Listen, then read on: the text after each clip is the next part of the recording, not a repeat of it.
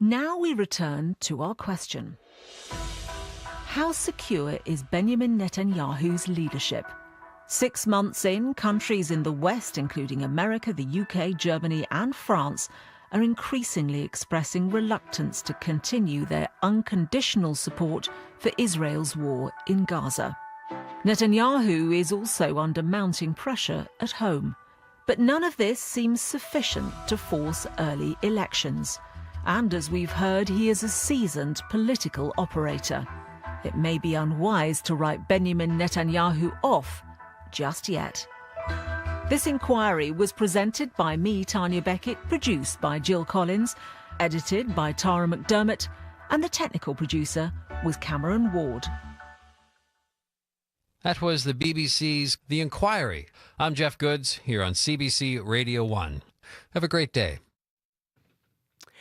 Good morning, Manitoba, and hello, Winnipeg. The rain is steadily falling in downtown, and it's cleaning everything up, but it's going to continue to fall, so we're monitoring that system. We told you it's going to last 3 days and bring a lot of rain. To northern Manitoba, you're going to see rain, possible snow already, and we'll see how that develops. It is in Winnipeg today a high of 9 degrees we're expecting. I'm Marcy Marcusa. This is Information Radio, and as you heard, we are live downtown. You're on 89.3 FM, 990 AM. You may also be on the app or YouTube with us this morning. Good morning, Dylan Longhurst. Dylan's directing the show, and we'll cover this morning's commute. Good morning, Abby Adeyemi. Abby is our technical producer. We'll be covering weather on air. And good morning to Brad Lillies, who's also behind the glass on our team this morning. Heather Wells joins us. It's a very busy news day. Heather, what's making headlines? Well, good morning. Yes, advocates trying to stamp out abuse in sports say arrests in a hazing incident involving a Manitoba high school hockey team send a strong message. 3 17-year-old boys from a high school in the Pembina Valley area face sexual assault charges. Wayne McNeil is co-founder of the Respect Group. He says it is critical these victims between 15 and 16 years old get professional help. The 3 suspects head to court in June. And Manitoba's finance minister says he likes a lot of the new federal budget released yesterday, especially around housing. Ottawa's promised $8.5 billion in new spending to build more homes. Adrian Salas says the plan complements Manitoba's efforts to boost housing supply. We'll hear more reaction to the budget coming up in our next local news at 6:30. All right. Thank you, Heather. You're welcome. Well, on the program this morning, of course, we will also have budget analysis. We have 2 Manitobans. One votes NDP. One calls himself a red Tory. So we're going to hear from both of them coming up after 7 about what they thought about the budget, what's in it for them. They are also in those demographics that were talked about yesterday, millennials and Gen Z. So what's in it for these 2 Manitobans? We'll have that discussion. Also, to serious matters, 3 teens have been arrested for sexual assault after 2 hockey hazing incidents, as you're hearing in the news. We're going to talk to a hazing expert for our part of that story. That's coming up after 8. And then at just before 8 o'clock, we have a feature interview with 2 Winnipeg firefighters. They will be in studio. They're mourning the loss of their fellow colleague who died, they say, by suicide earlier this month. They're fighting for better mental health supports for firefighters. Stay tuned. On Cue with Tom Power. When Charlie Watts died a few years ago, the Rolling Stones didn't just lose a huge part of their sound, they lost their friend. Mick Jagger will tell you about his friendship with Charlie Watts, their shared love of jazz, and how the band is moving forward. The way it sounds, it's got to sound like now. That's coming up on Cue, followed by Commotion with Elamine Abdel Mahmoud on CBC Radio 1, the CBC Listen app, and everywhere you get your podcasts.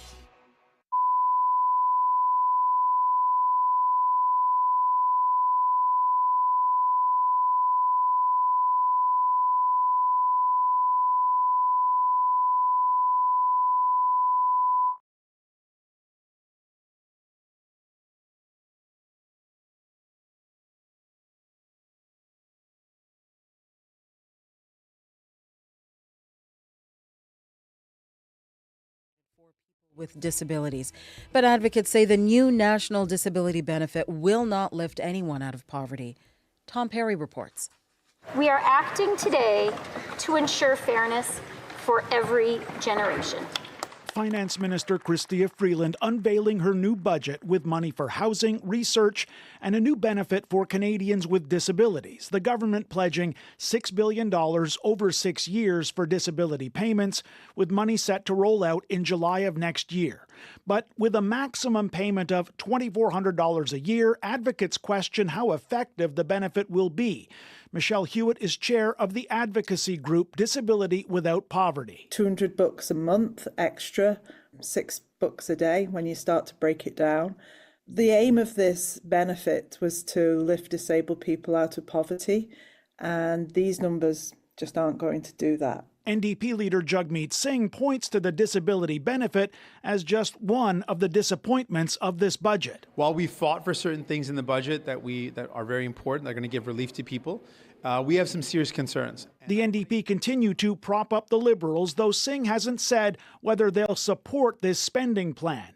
Overall, the budget contains nearly $53 billion in new spending over 5 years, along with an increase in the capital gains tax for the wealthiest Canadians. The Bloc Québécois and Green Party have already come out against it, with Conservative leader Pierre Poilievre also strongly opposed to what he calls a wasteful budget that sprays fuel on an inflationary fire. Tom Perry, CBC News, Ottawa. Today in the House of Commons, one of the ArriveCan contractors will appear for an official rebuke. Christian Firth will also face questions from MPs. He was found in contempt of Parliament for refusing to answer committee questions about the development of the ArriveCan app. Bringing someone before the House to be reprimanded is very rare. It has not been done in more than 100 years. We are waiting for an update from police in Ontario. They say they've made arrests related to a gold heist at Toronto's Pearson International Airport. Exactly 1 year ago, more than $20 million in gold bars and cash was taken from an Air Canada cargo facility. Officials tell CBC News 3 men from Brampton have been arrested in the U.S. Albert Delatala has more. The theft last April involved about $20 million in gold and nearly $2 million in cash at Toronto's Pearson International Airport. Police have yet to reveal many details about the arrest, but we have learned some details through a lawsuit filed by the security company Brinks against Air Canada. The filing alleges an unidentified person gained access to the Air Canada warehouse on April 17th of last year, about 40 minutes after the plane carrying the shipment landed, and that person presented a fraudulent document to staff. It's then alleged staff went on to hand over 400 kilograms of gold in cash. Air Canada has denied responsibility for the theft or any improper conduct. Albert Delatala, CBC News, Toronto.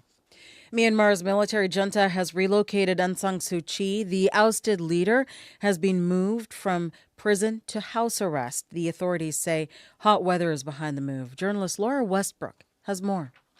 Myanmar's military leaders say a heat wave is the reason Aung San Suu Kyi has been moved. Temperatures in capital Naypyidaw, where she's been jailed, have climbed to nearly 40 degrees Celsius. The relocation of the 78-year-old Suu Kyi was reportedly done under tight security. It is unclear at this point if the move is only temporary. Suu Kyi has been in custody since February 2021, when the military overthrew her government and seized power, plunging the country into widespread conflict. She has been serving a 27-year prison term for crimes ranging from sedition, treason and bribery, charges she denies. Suu Kyi's health has also reportedly deteriorated in prison. Observers say there is good reason for the military to worry about her health, as a further decline could undermine their authority. The army is facing a series of defeats from the hands of pro-democracy resistance fighters and their allies. Nobel laureate Suu Kyi has spent nearly 20 years under some form of arrest since 1989. Laura Westbrook for CBC News, Hong Kong. Foreign Affairs Minister Melanie Joly is meeting with her G7 counterparts in Capri, Italy. The wars in Gaza and Ukraine are expected to dominate the talks. Last night, Joly met with Italy's foreign minister in Rome. Megan Williams tells us what they said. There is an agreement on sanctions against Iranians. At a formal dinner in a villa overlooking Rome, Canadian Foreign Affairs Minister Melanie Joly and her Italian counterpart Antonio Tajani said they backed more sanctions against Iran after the country launched hundreds of drones and missiles at Israel on Saturday in response to Israel's killing of 2 of its top commanders. Our position is very simple. Joly says Canada is always in favor of more sanctions against Iran. Today, Joly and Tajani join fellow foreign ministers of the U.S., Germany, Japan, France, and Britain. Along with sanctions, the group is expected to present a united front in urging Israel not to retaliate against Iran and in demanding release of Israeli hostages, a ceasefire in Gaza, and humanitarian relief for the hundreds of thousands suffering from hunger there. We will find every single way to provide help. Joly says she spoke on Tuesday with Israel's Minister of Strategic Affairs, Ron Dermer. I pushed him on opening even more also crossings between Israel and Gaza, and it is fundamental that the Palestinians have access to food and to medicine. The G7 ministers are also expected to talk about using profits generated by billions of dollars of frozen Russian assets to help fund weapons Ukraine desperately needs. Megan Williams, CBC News, Rome. Britain's foreign secretary is urging Israel to avoid escalating the confrontation with Iran. David Cameron is in Jerusalem for talks with Prime Minister Benjamin Netanyahu. He believes Israel will respond to the weekend Iranian drone and missile attack. It's clear the Israelis are making a decision to act. We hope they do so in a way that does as little to escalate this as possible, and in a way that is smart as well as tough. Cameron says the real need is the release of hostages held in Gaza to aid the Palestinians there and defeat Hamas. A Boeing engineer will testify today before members of the U.S. Congress. The whistleblower says there are flaws with Boeing's 787 Dreamliner. He says production of the aircraft should be halted until security concerns are addressed. This is adding to other issues facing the aerospace giant. The CBC's Chris Reyes is following the hearing. And Chris, what are we expecting to hear today? Well, the whistleblower is Sam Salapour. He's a quality engineer at the company and has over a decade of experience. He's making very serious claims against his employer, Marcia. For one, that Boeing's widely used planes, the Dreamliner, which flies all over the world, including in Canada, has a flaw that could cause it to fall apart mid-air. He spoke exclusively to NBC News last night ahead of his appearance in Congress today, and he said the gaps between the big pieces of the main body of the aircraft are too big. The plane will fall apart at the joints where we're talking about. Once you fall apart, you're going to descend all the way to the ground. This testimony he's about to give to a Senate subcommittee stems from documents he shared with the FAA, the Federal Aviation Administration, a few years ago. He said Boeing was taking shortcuts to reduce bottlenecks in production, and it was causing faulty engineering. Salapour still works at the company, but his lawyers said he has been sidelined from any meetings that would address his concerns. What is Boeing saying? Boeing has issued a statement denying Salapour's allegations, calling them inaccurate. The company said they were fully confident in the 787 Dreamliner's safety, that it had been put through, quote, rigorous engineering examination under FAA oversight. The company has been under intense scrutiny in recent months. They continue to deal with the fallout from the Alaska Airlines incident earlier this year. That's when a door panel blew out on a 737 MAX 9 mid-flight. Last month, 3 senior Boeing executives, including its CEO, stepped down. All right. Thank you, Chris. Thank you. The CBC's Chris Reyes in New York. And that is the latest national and international news from World Report. News anytime at cbcnews.ca. I'm Marcia Young.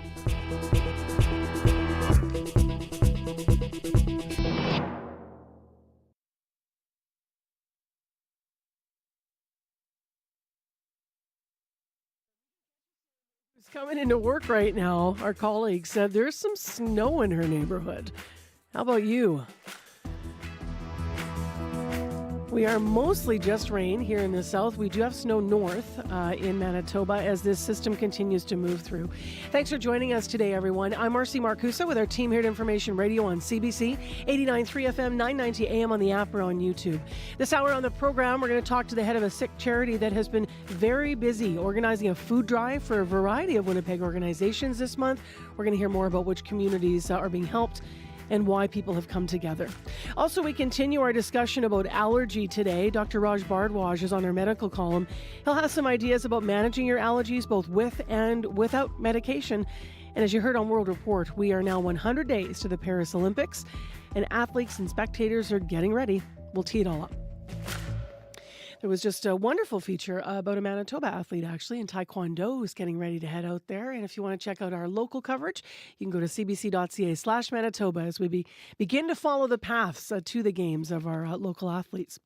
Right now, it's a very busy news day. Heather Wells is in with headlines at 6:11 a.m. Good morning. Well, a Manitoba judge has dismissed an attempt by Jeremy Skibicki's lawyer to quash one of 4 first-degree murder charges just 2 weeks ahead of his jury trial. Skibicki has pleaded not guilty to killing 4 Indigenous women in Winnipeg. His lawyers filed a motion to quash the count involving an unidentified victim given the name Buffalo Woman. They maintain there is no victim identified and no body has been found. The Court of King's Bench Judge Glenn Joyal did not accept those arguments. The new federal budget includes $918 million for Indigenous housing and infrastructure. The budget, of course, came down yesterday. Debbie Harper in St. Teresa Point says it brings her hope. This money could help improve her family's living situation. We'll hear about that coming up in our next news at 6:30. All right, thanks, Heather. You're welcome.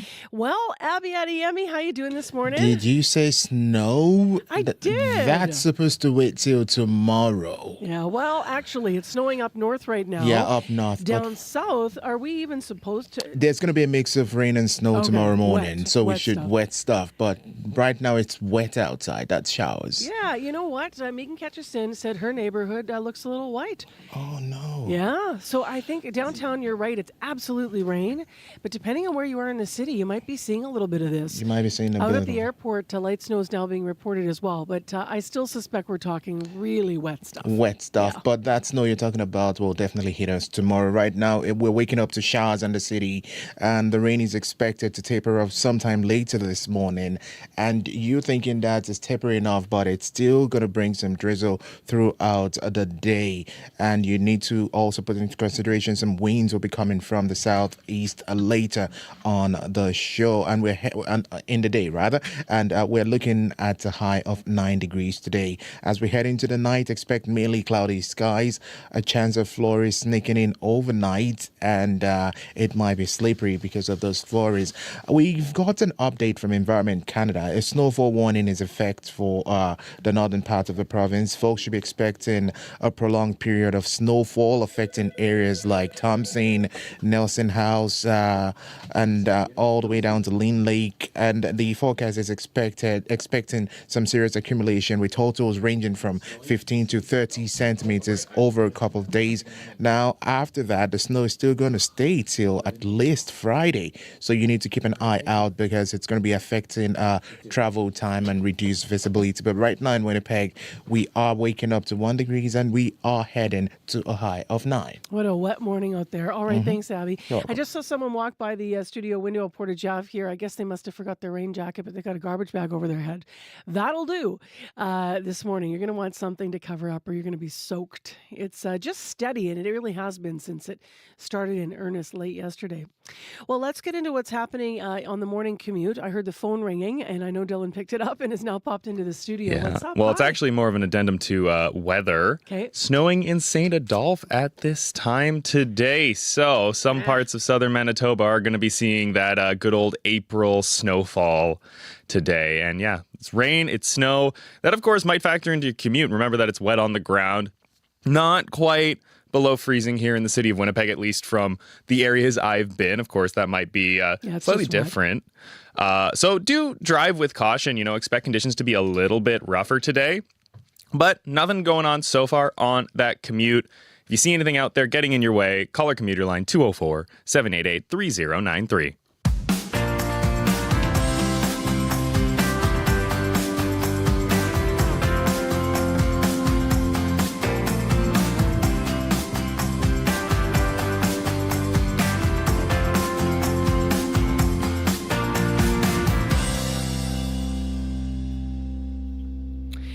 .15 is the time right now on 89.3. And up first this half hour, April is Sikh Heritage Month and a significant month for the Sikh faith. So it is only fitting that Khalsa Aid is collaborating with Sikh Heritage Manitoba on a food drive this month.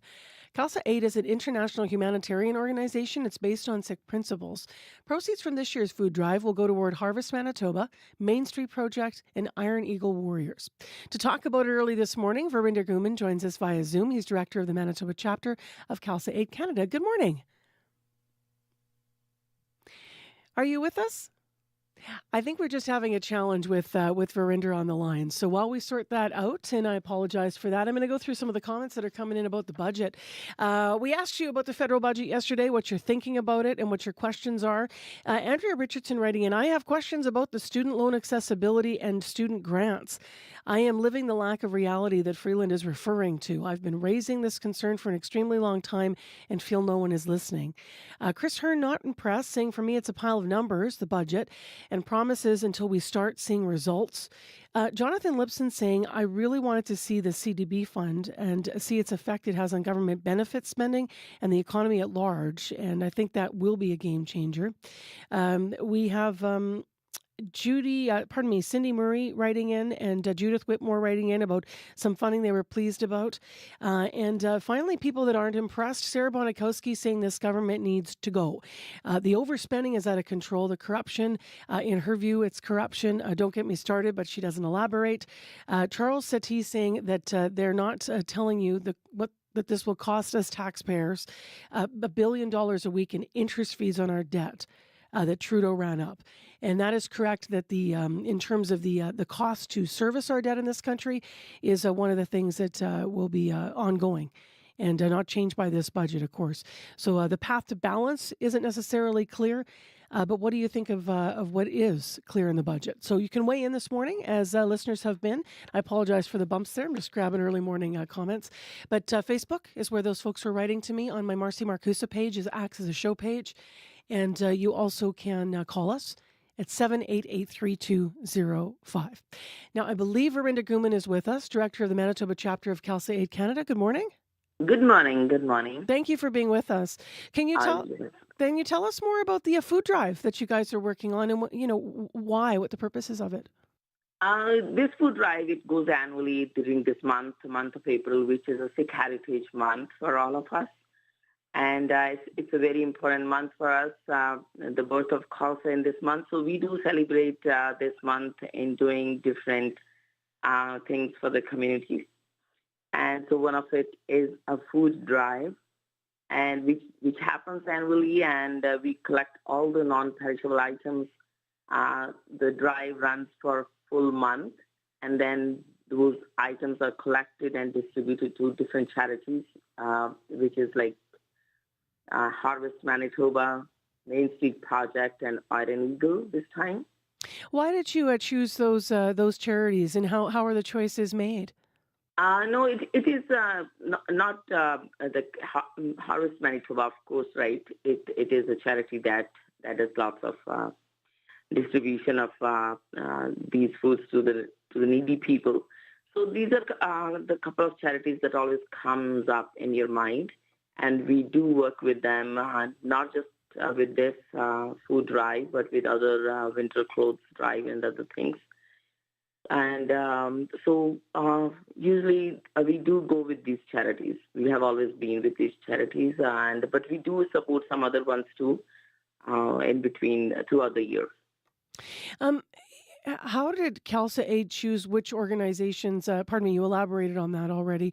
How did you actually go about collecting the donations, and how much have you raised so far? Where are you at? So we will be collecting our bins this week, so then we will have the exact idea, but usually it is a huge amount. We have been doing almost a full, like a 3 to 5 tons of truck every year annual for this month of April. So it's always a full loaded truck with these items that we donate to all these charities. The donation bins were out until April 14th, but can people still donate if they would like to get involved in your efforts? Yes, on Saturday when we are doing the packing and distribution at our warehouse, 1563 Logan Avenue. So some people and some companies are still bringing donations on that day. April 20th. Verinder, leave us with more information if people want to hear more about what your efforts are, and also if they're not able to be involved this year, if in the future they'd like to get involved, should they go to a website or a Facebook page? Where do people connect? Yes, it's always Khalsa Aid Canada, Khalsa Aid, KHALSAAID.ca. So that's the website for Khalsa Aid Canada, and you will always find posters and other information on there, the things being happening in Winnipeg, Manitoba. And besides these food drives, we do other things. Right now, our international students get grocery packages every 2 weeks. We have been getting it for the last 8 months. So, and there are other different things. We do lunches for the shelter homes in downtown once in a month. And there are different things that we do, but you do get the information on this website. All important work. Thank you for the work you do in community, Verinder, and special gold star for getting up early. I know. The first guest on a rainy morning. I always say the 610 guest gets the gold star. No, my pleasure for that. Thank you so much. We appreciate you. Thank you so much as well. Bye-bye. Okay, bye. That's Verinder Guman, Director of Manitoba's Division of Khalsa Aid Canada. Now, donations, as Verinder was saying, will be distributed to recipients at Khalsa Aid's warehouse on Logan. So this is happening on Saturday at 11:30 a.m., and you can refer to the website that they mentioned there for more information. Earth Day at Fort White Alive is a magical time, and this one is for the birds. Let's celebrate not by looking at the earth below, but by looking up to the skies at our feathered friends who make this place so special. I'm Bryce Hoy. Join me for a virtual bird tour. Come to Fort White Alive's Earth Day celebration April 21st and follow the posted QR codes to learn some amazing bird facts. Visit cbc.ca/Manitoba/community for more. Narrative, lyric, heroic, romantic, verse, or prose. The 2024 CBC Poetry Prize is on. Send in your best unpublished poem or poetry collection. Up for grabs, cash prizes from the Canada Council for the Arts, a 2-week writing residency at the Banff Centre for Arts and Creativity, and your work published on CBC Books. Contest closes June 1st. For rules and more, go to cbcbooks.ca. Well, I'm going to be the bearer of bad news. Abby just said in my ear, Environment Canada just updated the forecast. So, in fact, rain and snow this morning. You already know that because you're calling us from St. Adolphe and from places in the city and reported at the airport, snow. And so, yes, this is rain and snow. And I'm now looking at some vehicles that are passing in downtown Winnipeg. And, yep, there's the white stuff dusted over the rooftops. So rain and snow mix is what we're looking at. That still should taper off later this morning, the snow that is. And then a high of 9 degrees is what we're expecting. Into tonight, mainly cloudy, chance of flurries. And then tomorrow, again, rain mixed with snow. And then into Thursday night, snow. It just says snow. So that's where we're at. Really wet morning out there, no matter how it's fallen. And if you need us in the commute, 788-3093. Well, the Eiffel Tower's countdown clock turned to 100 days yesterday. As you've been hearing on World Report, that marks 3 months to the start of the Paris 2024 Summer Olympic Games. Athletes, officials, and tourists are looking forward to a, quote, normal Olympics, following a couple games with widespread COVID restrictions. To talk about what is expected in one of the world's biggest sporting events, including a preview of what to expect from Team Canada, Scott Russell joins us. He's a senior commentator with CBC Sports. Hi, Scott. Hey, Marcy, one thing, there'll be no snow in Paris. You know that, right? You know what? You better watch it in this day and age. But yes, you can all but guarantee no snow. So this has been called the first, as I said, quote unquote, normal games after COVID complications. How significant do you think that is? You know what? Nothing about the Olympics is ever normal, Marcy. I mean, they're extraordinary, right? But the games in Paris could be seen as a return to what we think of as the Olympic spectacle. 2 pandemic games without spectators. This time the fans will be back in the stands, and the athletes will love that because they love the competition and the ability to perform. So the sterility will be gone. Athletes will be able to mingle with each other. The isolation is over, no bubble. Now it's a return to the energized atmosphere of the Olympic Games, and I think, Marcy, Paris is going to be a bit of a renaissance. An ambitious opening ceremony, I understand, is planned. Can you tell us what we know about it? If it works out, it will be out of this world. Instead of the ceremony and the Parade of Nations occurring in the Athletics Stadium, Athletes from 208 countries will travel on barges along a 6-mile stretch of the River Seine with the Eiffel Tower and the Louvre in the background. It's expected that 140,000 people will line the banks of the river. Another 220,000 will be on raised roadways along the stretch. The athletes are going to get to see the people up close and in person and vice versa. And because of security issues, attendance has already been cut in half. So this is going to be a challenge to manage, but if they pull it off, it'll be unprecedented. The Olympics, of course, have a lot of critics. They highlight the negatives, including corruption, including doping issues. I know you've been covering the Games for decades. What is the argument to still care about the Games, especially for those that are looking for a reason but are being hard-pressed to find one? That's an important question to answer. And if you're an idealist, Marcy, or a hopeful person, I guess you should care because the Olympic Games operate with an ideal. And that ideal is to bring the world together in a time of peaceful competition in order to achieve an understanding between people of diverse backgrounds. So ideally, people of every race, faith, gender, orientation, ability, and circumstance are to be welcomed at the Olympic Games.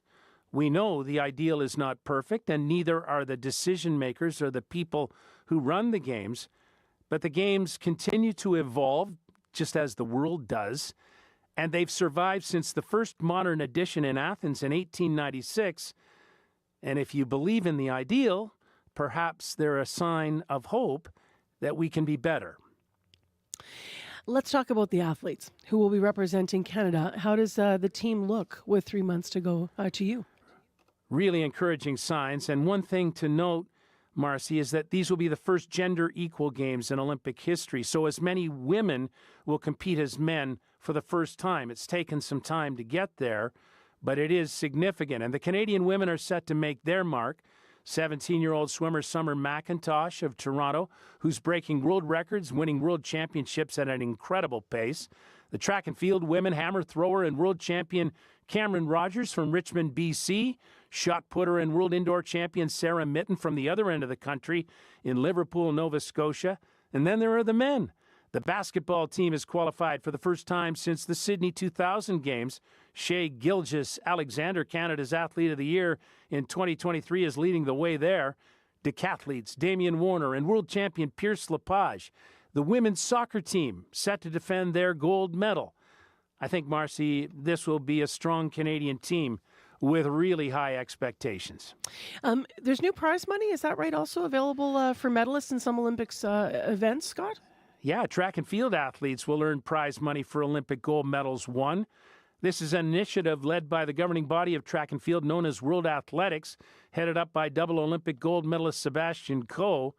And it speaks to the conviction on the part of many people that the principal characters, or the athletes, must be afforded the ability to share in the economic benefits of the Games. It is, after all, a profitable business for the International Olympic Committee and the big sports governing bodies. Athletes have made great gains in recent times in terms of their rights, human rights. We talk about safe sport, mental health of athletes, athlete governance. Now they're beginning to reap greater financial rewards for their life's work. And I'm sure the big sports governing bodies like aquatics are going to follow suit. By the way, it's $50,000 US for gold medals won in Paris on the part of track and field athletes. And World Athletics is planning prize money for silver and bronze medals beginning in LA in 2028. We will talk again as we creep closer. Thanks for your time this morning. You bet, Marcy. Thank you. That's Scott Russell, senior commentator with CBC Sports, co-host of CBC Sports Presents. And if you want to read about our local Manitobans heading to the Games, we've already started to do some features online at cbc.ca/Manitoba, including Skylar Park, who's going to compete in Taekwondo. She just held a recent event to try to promote the sport to women and girls like her. Coming up, we have business news today. Why should some people consider packing food if they plan to travel through the Toronto Pearson Airport? We'll find out after your CBC Winnipeg news. This is CBC News. Good morning. I'm Heather Wells in Winnipeg. At 6:30, yes, that is snow you see outside in parts of Winnipeg this morning. We have mostly rain, though. It'll end this morning, but staying damp through the day. A slight chance of drizzle throughout the day, and a high today of 9. A judge has dismissed an attempt to quash one of the murder charges against a Winnipeg man accused of killing 4 Indigenous women in 2022. Jeremy Skibicki's lawyers argued their client shouldn't face the charge because one of those 4 women still hasn't been identified. CBC's Caitlin Garlick reports. Skibicki is charged with first-degree murder in the deaths of Mercedes Myron, Morgan Harris, Rebecca Contois, and a 4th unidentified woman the community has named Mashkade Bishake Kweiban, or Buffalo Woman. Yesterday, Skibicki's lawyers argued the charge related to the unidentified woman should be quashed because there's still no body and no identifiable victim. As Skibicki sat listening in court, his ankles shackled, Chief Justice Glenn Joyal rejected that argument. Skibicki is scheduled to face a jury in less than 2 weeks when his trial on all 4 charges starts on April 29th. Caitlin Gawryluk, CBC News, Winnipeg. Advocates trying to eliminate abuse in sports welcome transparency in the case of a hazing incident involving a Manitoba high school hockey team. 3 17-year-old boys from a high school in the Pembina Valley area face charges of sexual assault. Wayne McNeil is co-founder of the Respect Group with former NHLer Sheldon Kennedy. McNeil says it is critical these victims get professional help. The number one priority is to take care of yourself, because even if there are convictions, that we know in the long run doesn't really do much to positively impact, the well-being of those that have been victimized. RCMP have identified 5 victims who are 15 and 16 years old. The 3 suspects appear in court in June. Manitoba Finance Minister Adrian Sala says he likes a lot of yesterday's federal budget, but he says it is lacking any infrastructure money. Yesterday's budget does include some new cash, but no replacement for the Investing in Canada Infrastructure Program, or ICIP. That program saw 3 levels of government split the cost of some projects. The Premier has written to the Council of the Federation about his desire and our desire as a government to see a new ICIP program be created. So this budget perhaps didn't place enough focus on infrastructure, and we would have liked to have seen more, because we know we need that to support economy building and to help Manitobans. Sala says he is encouraged the feds are promising $8.5 billion to build new homes. He says that will support what Manitoba is already doing to boost housing supply, like a plan to remove the PST on rental unit construction. Now, this federal budget includes $918 million for Indigenous housing and infrastructure. Debbie Harper in St. Teresa Point says it brings her hope this money could help improve her family's living situation. 14 people live in her 900-square-foot home, and her son with special needs set up a shelter in the yard where he lives. He made the shelter out of tarps and scraps of wood.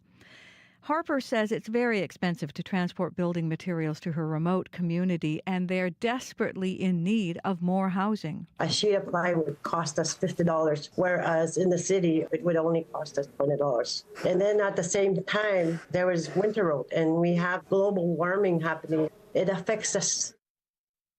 The new money for housing is part of $9 billion in new cash announced for Indigenous communities in the federal budget. Other items include billions of dollars for Indigenous child and family services, K-12 education, and health care. You can hear more reaction to yesterday's budget coming up on World Report at 7. Manitoba's second largest city says it is prepared for whatever this week's wet weather may bring. On Friday, a flood warning was issued for the Assiniboine River between the Shellmouth Dam and the city of Brandon.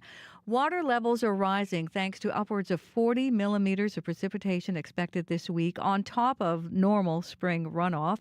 Brandon Emergency Manager Tobin Prasnick says the water continues to rise, but the city is ready to respond. We're certainly prepared for what's being forecasted at this point in time. If things were to escalate, we'd also be in a position to make the necessary steps and actions and advise the public of any impacts that we start seeing here in the city. Prasnick says people in Brandon should stay away from the Assiniboine River while the warning is in effect. Make it 7 wins in a row and home ice advantage for the Jets going into the playoffs. Steelers back to Tyler Toffoli in the third period on TSN. The Jets edged the Seattle Kraken last night 4-3. Kyle Connor scoring twice with a single from Nikolai Ehlers. Coach Rick Bowness says home ice advantage was their goal. Feels good. That was something that it was our objective once we got this later on in the season.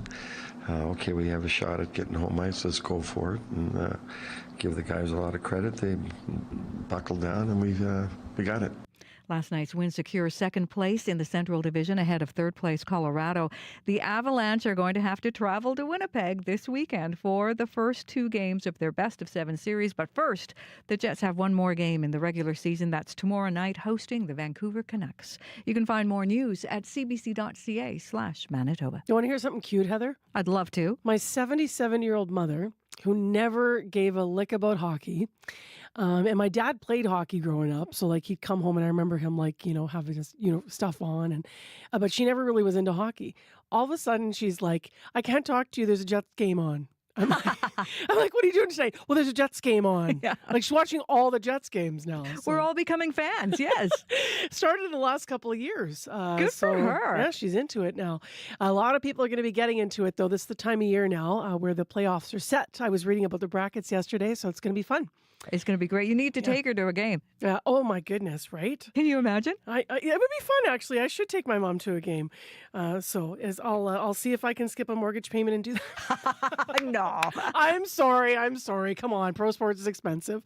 All right. Take care. Thanks, Heather. You're welcome. Heather is back with us. I don't know why I'm telling her to take care. Like I'm never going to see her again. She's with us through the whole morning. We'll get an update on headlines before the top of the clock. 6:37 a.m. is right now, and we've been delaying the inevitable. We have to talk about the fact that snow's been added to the forecast. Abby Adiemi's in to tell us what's going on. Good morning once again. Yes, trying to be in denial, but we're having rain mixed with snow now, and we are at 1. This will definitely be easing off this morning, and then we will see some drizzle, which will stay with us, and the winds will be shifting to the southeast later. We're looking at a high of 9 degrees today. Heading west to Brandon. Brandon is sitting at 3 degrees with light drizzle. Today we'll see that drizzle ending during the rush hour period, and then it's going to be mainly cloudy. You're heading to a high of 8. Now, for folks in the northern part of the province, we have a snowfall warning. You should be expecting heavy snow accumulating over the next 2 days in Thompson, Nelson House, and surrounding areas. Now, accumulations of about 15 to 30 centimeters are likely, and for regions south of Gillam and the north of Island Lake might see an extra 10 centimeters or more starting on Thursday. So folks in that area, be extra careful and cautious while driving as visibility might be affected. Coming down to Dauphin, it's 2 degrees with light rain. Today's expecting showers, and the wind will be coming from the southeast, also becoming west later. You'd see a high of 7. Gimli is currently at 0 with light showers. The Interlake region today will see rain mixed with snow ending in the morning, and then cloudy conditions with a chance of drizzle all through the day. We'll head to a high of 7. Steinbach is at 0 with rain showers. Today we'll see few rain showers and flurries later, and then cloudy conditions with a chance of drizzle, high of 12. And finally in Morris, it's 1 degrees with light showers, and the Pembina Valley region today will see periods of rain ending, and then mainly cloudy conditions with a chance of drizzle staking around all day. Right across Manitoba, it's wet. We have rain in some areas, rain mixed with snow in some areas, and then Winnipeg is seeing this rain and snow, and we're heading to a high of 9. All right, thanks, Abby. You're welcome. Dylan and I are playing a drinking game. Not that kind of drinking game. It's drink coffee every time. Every time we see a car go by that's got snow. Because it's not all of them. No, it's really inconsistent. It really depends on what edge of the city you're coming from right now. So here in the downtown, we've actually, it's wet on the ground. It might be a little bit of like thick, rainy snow, but we're not looking out there and seeing snow on the ground. But every now and then a car will drive by and it's got like this nice thick layer of snow just on the top, like they're coming out of a blizzard or a snowstorm here. So where are they coming from? Because, oh, hang on, there's one. Yeah, so we've heard of a couple places. Here in the city, downtown Dave says Southdale has measurable snow on the ground. So they're looking at, actually, these April winter conditions today. Maria in Lorette, east of the city, says there is snow, and that's also affecting highway commutes today. So there is snow out there on the drive, depending on where you are in the province today. So that's something to keep in mind. We aren't out of the woods yet when it comes to winter driving, until it's actually plus 20 and sunny. You never know with Winnipeg. So bit of a mixed bag day. Do keep that in mind for your commute that, conditions might differ depending on where you're driving today. So Go slow as needed. Watch out for those changing conditions. If you see anything else out there, Marcy's taking another drink. Call our commuter line, 204-788-3093. It was 4 in a row, in case anyone's counting this morning. In case you're on YouTube this morning. Crystal Ramlick has been watching me drink my coffee here. She joins us via Zoom for the business report. Thank you, Dylan, by the way. What a mixed bag of weather we've got going on, Crystal. Good morning to you. Good morning, Marcy. You know what? That is something that I do like about not living in Winnipeg, unfortunately. I miss all my family and friends, of course, but yeah, gosh, those winters that just go into June sometimes. I'll tell you what, I keep my toque and my mitts in my car year round, and that's not a lie. Maybe it's out in July, maybe. It's warm this morning. It's just a mixed bag. Let's talk budget here. Speaking of mixed bags, we did get a look at how the government plans to spend the billions of dollars yesterday in the federal budget, but we also got some other economic data as well that's going to affect the economy. Can we start there? Yeah, so we got the latest inflation numbers. So inflation actually went up slightly last month. And so in March, we saw a 2.9% increase in prices compared to the year before. And in February, inflation was at 2.8%. But Statistics Canada says often volatile gas prices are partly behind the increase. So without gas prices, inflation actually went down slightly. So core inflation, which strips out some of the more irregular prices, was weaker than expected. And economists say, well, that's good news, and that many inflation numbers are getting within the Bank of Canada's targets. Robert Kavcik is a senior economist with BMO Capital Markets. Here's what he had to say about the federal budget and the potential impact on inflation. At a time when the Bank of Canada is still leaning against inflation, we're still seeing quite a bit more stimulus pushed out into the economy. At a time when we're really struggling to draw in new investment and drive productivity growth, we're seeing pretty significant net tax increases. And overall, I think you combine those two factors and it kind of runs a little bit counter to a lot of what we're trying to see get done economically in Canada right now. So earlier this month, the Bank of Canada Governor Tiff Macklem said cutting interest rates in June is within the realm of possibilities, but that the central bank needed to see a sustained slowdown in inflation before cutting rates. So food prices rose 3% compared to a year ago. But, things like clothing and footwear fell 2.7%. Prices for household furnishing and equipment also dropped 2.3%. But, of course, shelter costs pushed inflation up, with both the cost of mortgage interest and rent contributing the most to the difference in inflation between March of last year and this year. Let's go to another story. Why should people consider packing food if they plan to travel through Toronto Pearson Airport? Well, that's because about 800 airline food service staff went on strike yesterday, leaving thousands of passengers without meals. Gate Gourmet employees voted 96% against an offer from the Swiss-owned travel catering company on Monday night. And these workers, they cook, package, and deliver food and beverages to planes for in-flight service. And the job action affects travelers on Air Canada, WestJet, and a majority of flights to and from the country's busiest airport. It feels like we always have to fly through Toronto to get anywhere sometimes. So, the union says members are trying to survive a cost of living crisis and support their families through these difficult times. It says employees, many who earn between $18 and $20 per hour, are asking for a living wage and earnings on par with workers across the country. So, for example, employees who unload tray carts and wash dishware and cutlery at the Vancouver airport make $6 per hour more than their coworkers at Pearson. Now, the caterer says its latest offer was fair and market competitive, laying out a 12% pay raise over 3 years.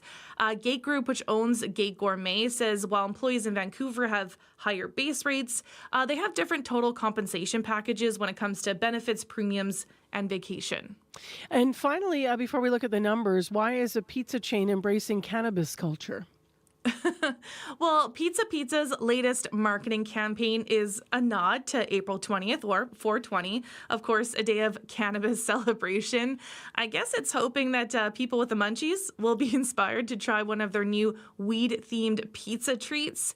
So the hand-rolled and baked strombolis shaped like joints will come in 3 flavors. I thought you were going to say they were putting cannabis infused into the crust or something like an edible product, but they're actually rolling them to physically look like a joint. Wow, okay. Yeah, exactly. I don't know if you can sell cannabis that way, and I think it wouldn't be within the price point of Pizza Pizza. Yeah. Yes, that is for sure. Yeah. Okay, so go on. Rolled like a joint. Yes. So, and these, joint-like pizzas are going to come in 3 flavors: pepperoni, veggie, and of course, Pineapple Express. Thank you, Seth Rogen. Yep. Yes. So, yes, they don't actually contain marijuana, but of course, they're a play on pre-rolls, cannabis that's already rolled into a joint. And Pizza Pizza also introducing a hot box, offering a place to store all of your pizza paraphernalia, apparently.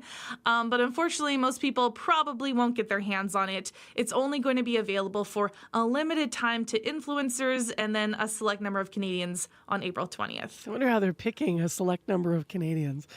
I don't know. What's going on in the markets this morning? So in Europe, stocks are higher despite Fed comments rattling global markets. The central bank said it needs to see more progress on inflation before cutting rates. So Germany, the UK, and France are all up. In Asia, markets are mixed. Japan is down. Shanghai and Hong Kong are both up. Oil is down 47 cents to $84.89 US per barrel. Gold is down $3.70 to $2,404.10 US per ounce. And the dollar is up 0.12 of a cent to 72.43 cents US. All right. Thanks a lot, Chrisley Ramlakan. We will talk to you tomorrow. Okay. Thanks, Marcy. That is Chrisley Ramlakan at our business desk with news this morning.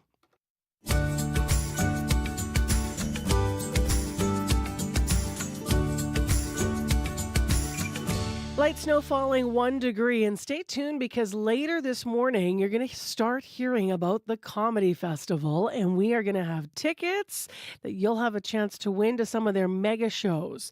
So stay tuned. Right now, speaking of winners, we're celebrating the magic of reading with a special contest. So we're also going to be looking for 2 winners. April 23rd is World Book Day.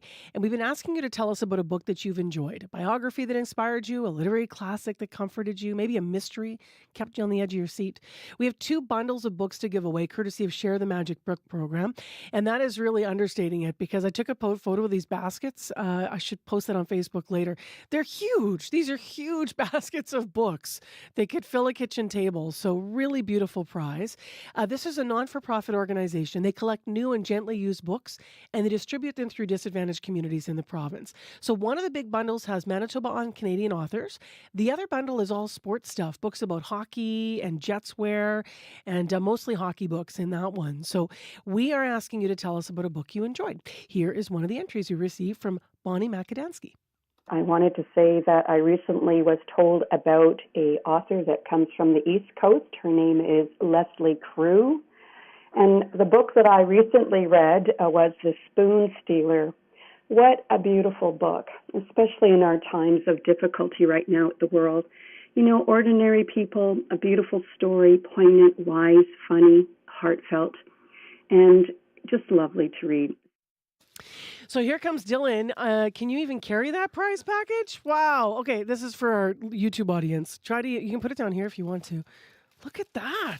Okay, you're going to hear the crunch of the cellophane. Wow. This is crazy. This is so heavy. Wow. Okay, so there must be probably, 30 books in here, Dylan, or something. That's incredible. Manitoba flag out there. This is lovely. We have 2 of these. I told you they were the size of a kitchen table. Proof's in the pudding if you're watching on YouTube. So Bonnie is entered. Bonnie might win this or the other prize pack. What you need to do to enter, maybe we should get rid of this.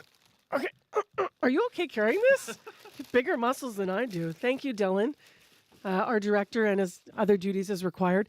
Bonnie's entered in the contest to win one of those prize pack. We're looking for you to tell us about a special book you've read, or an author, as Bonnie did there. Let us know which book bundle you're hoping to win as well, sports or Canadian authors. Clearly, Bonnie's going for Canadian authors. You can email us at win@cbc.ca. We'll take entries there. Or you can call us 788-3205. Next on the show, it's time for our medical column. And this morning, Dr. Raj Bhardwaj is continuing our conversation about seasonal allergies, which was our call-in yesterday on Radio Noon. He joined us recently, Raj Bhardwaj did, to talk about his perspective on allergies and medications that are good to use. Good morning, Marcy. So what is the cause of seasonal allergies in some people, Dr. Bhardwaj? Yeah, so it's when your immune system meets some airborne allergens. So things like pollen and molds, they get misidentified by your immune system as being dangerous, and they trigger basically, just like it was fighting an infection. And that's what causes sort of the runny nose, the stuffy eyes, stuffy sinuses, itchy eyes, all sort of done through a chemical called histamine, which we can talk about in a minute. So being allergic is partly genetic. So having allergies genetically speaking, goes along with asthma and eczema. So if you've got one, or if you had one when you were young, then there's a greater chance that you'll also suffer from the other two. And generally speaking, the triggers, the allergens for seasonal allergies depend on the time of year. So right now, tree pollen is starting to peak, and that'll keep doing it for probably a couple of months. And then grass and weed pollen peak later as we get into the warmer summer months, and then again really late in the summer and early fall. Snow mold is a problem early on as the snow melts. And again, as sort of people start to rile up their yard, if they're raking their lawn and stuff like that, they can be getting a bunch of those pollen and molds and stuff into the air, where again, they land on the wet surfaces of your body. So your eyeballs, inside your nose and your lungs, that's where your immune system sees them and starts to react to them. Now, anecdotally, some people with seasonal allergies say that they feel like they're getting worse. So what's behind that? Is that possible? Yeah, so 3 interesting theories about this. So one theory is that climate change is worsening allergies by generally expanding the allergy season and making it longer. And that's true. That's happening. So way back in 2010, there was a warning from the National Wildlife Federation and the Asthma and Allergy Foundation in the States saying that warmer temperatures could lead to expanded habitat for allergen-producing plants and trees. And they also noted that plants like ragweed tend to produce more pollen when there's higher CO2 levels in the air. Another interesting theory on a personal level is that allergies might be getting worse for some people because of COVID infection. And there's some research from 2021 and 2022 that proposes that if you've got some lingering effects from COVID infections, then your immune system might be more likely to react more strongly than it used to allergens. And that's based on an observation that people with long COVID often have unusually high levels of what's called mast cell activation. Mast cells are one of the immune system cells. They're involved in different types of reactions, and including causing some allergy symptoms. So that's an interesting theory. I think we're going to need more research to sort out the relationship between long COVID and seasonal allergies.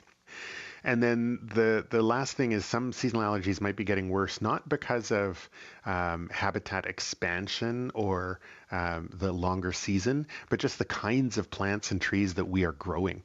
Depending on where you are, sometimes we're planting faster growing trees or plants that can tolerate more extremes of temperature on purpose. And that might contribute to more pollen and more allergens. But, regardless of what's causing it, it does seem that more people are having to deal with seasonal allergies. And how can people deal with seasonal allergies? Yeah, right. So there's 2 general strategies. So one is reduce your immune system's exposure to the allergens, and the other is then manage your immune system's reaction to the allergens that it does get exposed to.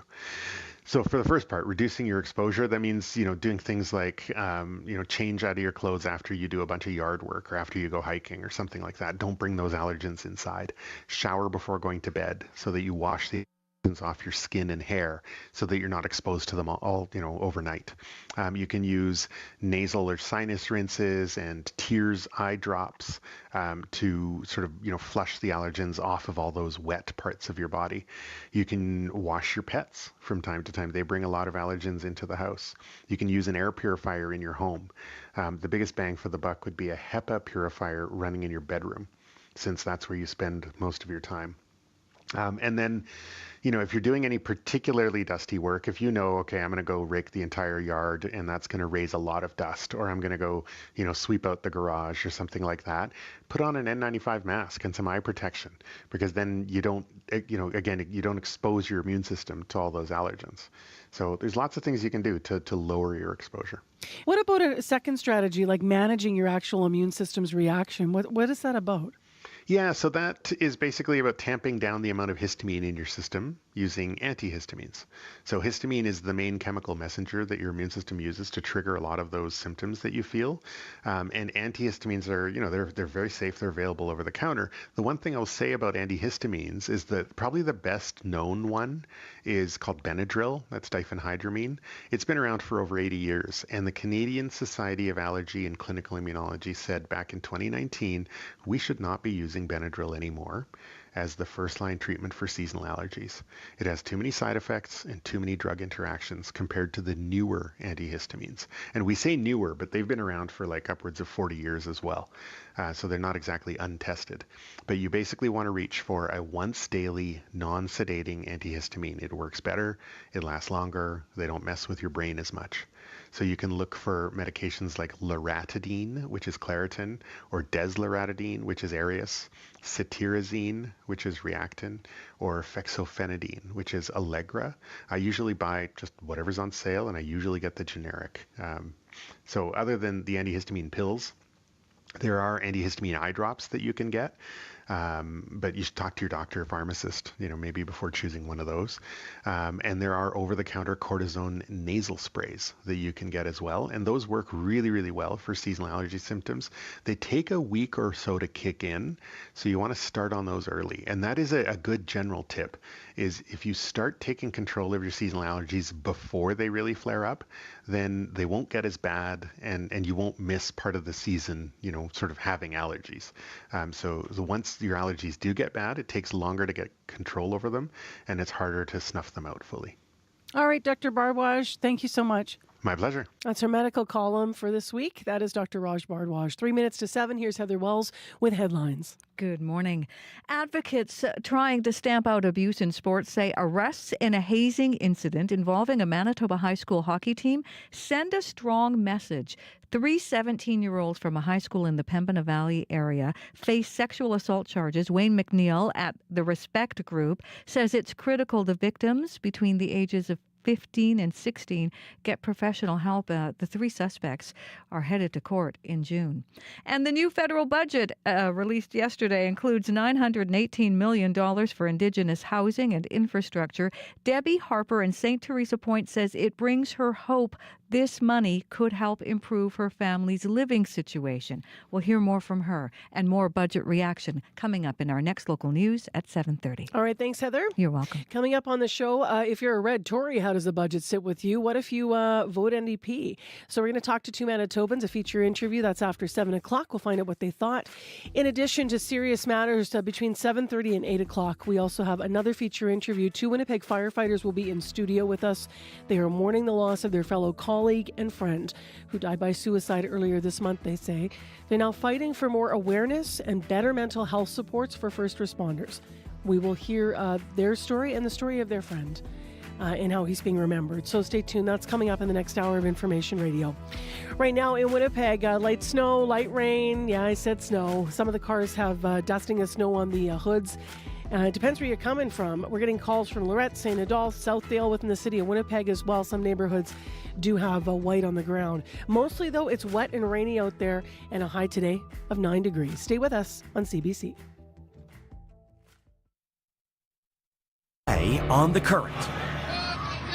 Some people ran to the stage, others sat in shock. In 2022, the writer Salman Rushdie was stabbed 10 times while on stage in New York. His harrowing new book, Knife, is an account of that attack. Salman Rushdie on the power of language and how facing death changed him, coming up on The Current. The Current with Matt Galloway. This morning at 8:37, 9:07 in Newfoundland, and on the CBC Listen app. This is World Report. Good morning, I'm Marcia Young. The NDP is taking credit for a lot of new spending in the federal budget. There are some things in this budget that we fought for, that we spent time hearing from Canadians, and we forced this government to deliver. Jagmeet Singh says his party insisted on new housing measures and the school food program, but he has not said if the NDP will back this Liberal budget. After housing, the most expensive item is defense, more than $10 billion over 5 years. Still, there is skepticism about Canada's ability to meet its international commitment. Murray Brewster explains. There's a lot of information here without a lot of clarity. Dave Perry is a defense expert who didn't get a lot of answers out of the federal budget. In fact, he questions whether the country will hit the defense spending target of 1.76% of GDP in a few years, as predicted only last week in the government's new defense policy. NATO is pressuring Canada to hit 2% of GDP. I think every ally that attends the NATO summit, the Alliance's 75th in Washington this summer, just a few months away, is going to be looking squarely at Canada and ask whether or not we actually intend to live up to the spending investment target that we just agreed to 9 months ago. The current budget largely holds the line on defense spending this year, but promises a 30% increase next year and more in the coming years. How many political events happen between now and then? Sahir Khan is a former deputy parliamentary budget officer who says departments like defense are often subject to political whims and election cycles, and he questions the long-term promises. If they're not in power, it means nothing, because the next government's going to have a very different agenda, different set of priorities. The budget also sets aside $2.7 billion this year in assistance to Ukraine, most of it economic, not military aid. Murray Brewster, CBC News, Ottawa. Police say they have made arrests in the gold heist at Toronto's Pearson Airport. It happened exactly 1 year ago. More than $20 million in gold and money was stolen from an Air Canada cargo facility. Officers from Peel Region Police and the U.S. are going to hold an update on the case. The CBC's Katie Nicholson reports. Peel Regional Police have kept mum about the case all year. At 9 a.m., they'll formally announce the arrests that have been made in the case, and when they do, they'll be joined by American law enforcement, a special agent from the Federal Bureau of Alcohol, Tobacco, Firearms, and Explosives. I spoke with an ATF spokesperson last night who confirmed the gold heist is connected to arrests they made on the other side of the border of an alleged arms trafficking ring. Among those arrested in that case, 3 people from Brampton and 1 from Florida, though it's not yet clear how the cases are connected. Little is known about how nearly $24 million in goods were stolen from a holding facility at Pearson shortly after they arrived from Zurich. A lawsuit filed against Air Canada by the American security company Brinks alleged that the thief used forged documents to collect nearly 400 kilograms of gold worth more than $20 million, plus nearly $2 million US in cash. In filings, Air Canada denied it did anything wrong and said it wasn't responsible for the theft. Very soon, Peel Police will reveal who they believe is responsible and how they believe the high-stakes caper was executed. Katie Nicholson, CBC News, Toronto. A jury in Lethbridge, Alberta, has convicted 3 men involved in a 2022 pandemic border protest. Alex Van Herk, Marco Van Hugenbos, and Gerhard Janssen have all been found guilty of mischief. They were protesting COVID restrictions and a blockade in Coutts. The demonstration tied up traffic at the U.S. border for 2 weeks and cost millions of dollars in lost trade. Sentencing is a few months away. The maximum for public mischief, over $5,000, is 10 years in prison. Israel has not said how or when it will retaliate against Iran. Fears are growing that the tension between Israel and Iran could erupt into more conflict. Israel is vowing to respond to Tehran's weekend missile attack, and Iran is warning again any further provocation will be met with a powerful response. Dominic Velitis has the latest. Iran's President Ibrahim Raisi used an annual military parade in Tehran today to warn Israel against making good on its promise to retaliate for Saturday's attack. If the Zionist regime makes the slightest move to violate our territory and harm the national interests of the Islamic Republic, he says, they must understand that they will face a severe and heavy price. World powers are now scrambling to prevent a wider outbreak of war in the Middle East. This morning, Britain's Foreign Minister David Cameron met with senior Israeli officials in Jerusalem. It's clear the Israelis are making a decision to act. We hope they do so in a way that does as little to escalate this as possible, and in a way that, as I said yesterday, is smart as well as tough. In an attempt to steer Israel away from a massive retaliation, the US and Europe are calling for tougher economic and political sanctions against Iran. Tehran, though, is bracing itself for an Israeli attack. Today, it said its military was ready, that its air force was prepared for action, and that its navy is now escorting commercial vessels to the Red Sea as a precaution. Dominic Velitis, CBC News, London. Parts of Dubai are underwater. The desert city has not seen flooding like this in 75 years. Men push their stalled vehicles through flooded streets. Some people can be seen walking in water up to their waists. Yesterday, officials said in just 12 hours, Dubai received a year's worth of rain. The international airport had to briefly close. Some flights are still delayed or canceled. Healthcare workers across this country are reporting high levels of burnout. Many are parents. They say 24-hour childcare would make it easier for them to stay on the job. As Shayna Luck reports, 2 provinces are working to see if that is feasible. Supper time at this Cape Breton daycare, and the grilled cheese sandwiches are going down well. Sarah Chow spends a few moments with her 15-month-old daughter Mira before heading to work. She actually settled really well. She eats here, she loves to dance to music, and they even got her to sleep. At least 22 families are using this 24-hour daycare. It's been a blessing to Chow. She's a piano teacher who works evenings, and her husband is an ER doctor on a rotating shift. The Night Owl program began in January, a pilot program to try to retain healthcare workers. It's funded by the province and run by daycare owner Helen Gamble. I think it just shows them that we are serious about the need we have for healthcare professionals in the area. Newfoundland and Labrador is also trying to launch 180 daycare spots for healthcare workers with extended hours. The Provincial Nurses Union surveyed 2,000 workers and found childcare was a top issue, says President Yvette Coffey. If they had childcare, it would prevent them from resigning from their permanent position. There are challenges. So far in Sydney, only 2 children have stayed the entire night. The Nova Scotia government will do a full evaluation in the spring to determine if any adjustments need to be made. Shayna Luck, CBC News, Sydney, Nova Scotia. Today in the House of Commons, one of the ArriveCan contractors will appear for an official rebuke. Christian Firth was found in contempt of Parliament for refusing to answer committee questions. Janice McGregor reports. First, Christian Firth tried to duck out of appearing at a parliamentary committee. Then, when he finally did show up, he didn't give straight answers on what MPs wanted to know about his company's billing practices and the complicated cultivation of subcontractors who did the actual work. The committee didn't appreciate being disrespected like this, and so, on its recommendation, the Commons found this previously unknown government contractor in contempt of Parliament. And now, he does have to answer Parliament's questions after all, but in front of the entire House of Commons this time.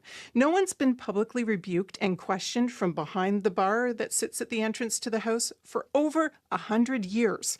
But the controversy over how costs to develop the ArriveCan app ballooned, well, it built to such a fever pitch that MPs were inclined to insist on their right to get to the bottom of it as the elected representatives of Canadian taxpayers. There's a principle at stake here, too. Yes, Commons committees have become very partisan, and some of their probes do descend into political posturing. But multiple watchdogs now have made it very clear that the civil service went badly astray with its pandemic-era contracting on this app.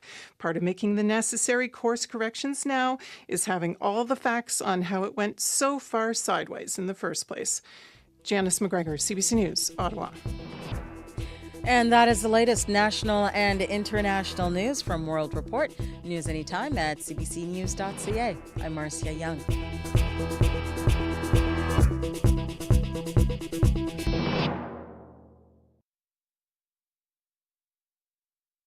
Oh, it feels like a bit of a bummer in Winnipeg. We knew there'd be snow to the north, but there is snow to the south this morning. A lot of cars driving by our studio window with a little dusting of white snow. Most of this will melt, of course. We have lots of rain as well, lots of puddles out there. It's a wet morning in Winnipeg. Thanks for joining us. I'm Marcy Marcusa. We're live downtown on 89.3 FM, 990 AM on the app or on YouTube. And we'll have more on this forecast and this system that continues to make its way through the province in just a moment. Well, this hour on the program, we're going to be joined by 2 Winnipeg firefighters in studio for a feature interview. They're fighting for their friend and colleague who they say died by suicide earlier this month. They say his death only highlights the need for more mental health supports on the job.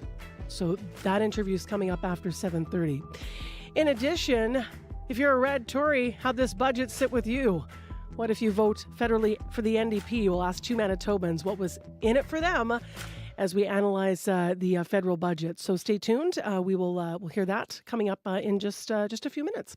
Right now, it is 7:11, and let's go to Heather Wells. It's been a busy morning in news, and Heather's here with some updates. Good morning.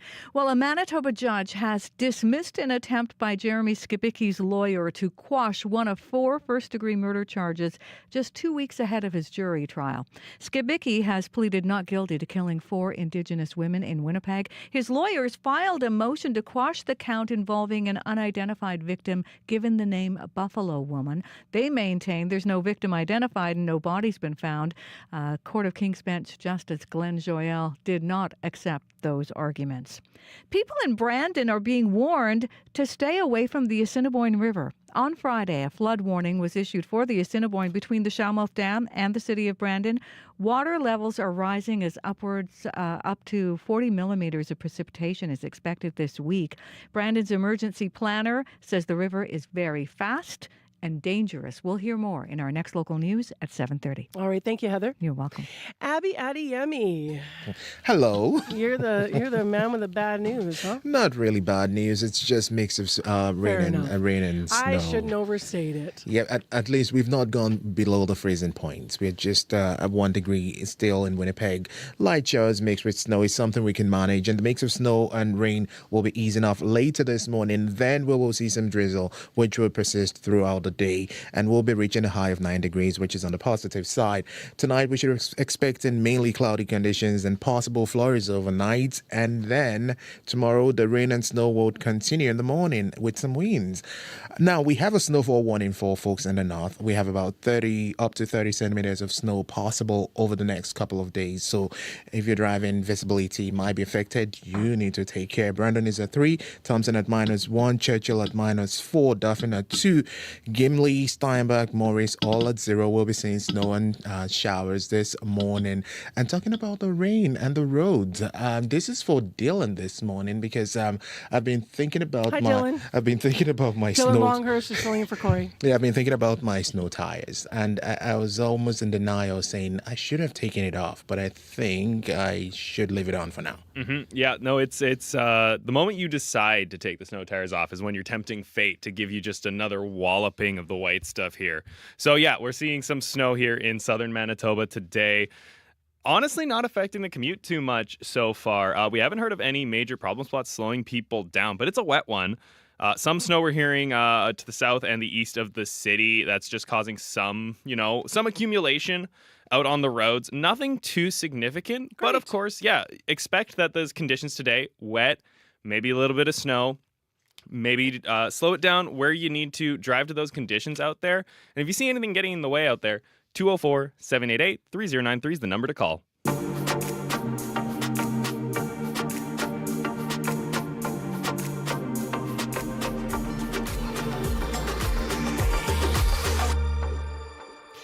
7:14 a.m. is the time right now. Wow, our analysis of the federal budget continues, as I mentioned, with two Manitoba voters. One has called himself a red Tory in the past. He'll explain what that means to him. We're wondering if the promises in the budget make him lean into the Liberal side of his sensibilities or the Conservative side. Rahim Mirza is a realtor, property owner, and a father of a toddler. He lives in River Heights. He's 27 years old. This budget was supposed to be for you. You're a millennial. It was supposed to be for me. Yes, you're right. It was also supposed to be for our next guest sitting here with us as well. Yes. So another voter who supports the NDP federally is with us this morning. Kai Solomon's an educational assistant at a high school, is non-binary. Their big areas of concern being healthcare and education didn't factor heavily into this budget. Kai's 37, as mentioned, so this budget was also supposed to be for you. Yeah, it was a little disappointing, but also kind of, there's some like rounding out parts that are very positive. So. Okay, so let's stay with that for a second then. What were the rounding out parts that were not disappointing in the budget? The nutrition fund. Okay. That's one of the main things that I see working in a high school is kids that need food. So this is wonderful. So have you seen, Kai, that change in your, over the years and the need for that change? What's your perspective in a Winnipeg school on that? Yeah, I have. I work in the St. James area, but I live in St. John's. So it's a very interesting difference in community, but I've been noticing a lot of the high school kids are not bringing lunches or they don't have food at home. So I know our provincial NDP has a nutrition plan, but having more money for that through the federal is just absolutely incredible because the more, the better. Rahim, you I mentioned are a realtor property owner. So when you looked at the budget from that lens, what was in it for you? What did you see? Yeah, so I definitely like certain aspects of the budget when it comes specifically to housing, new housing initiatives such as increasing funding for the Housing Accelerator Fund, which will directly benefit Winnipeggers. Also, in addition to, utilizing some government-owned properties such as Canada Post lands, as well as other government offices and converting those, vacant spaces now more so into housing, especially for, millennials and new Generation Z folks or Gen Z folks and stuff like that. So I do think those are all positive aspects that are going to benefit our future generations. And I think that's what we should see in our federal budget.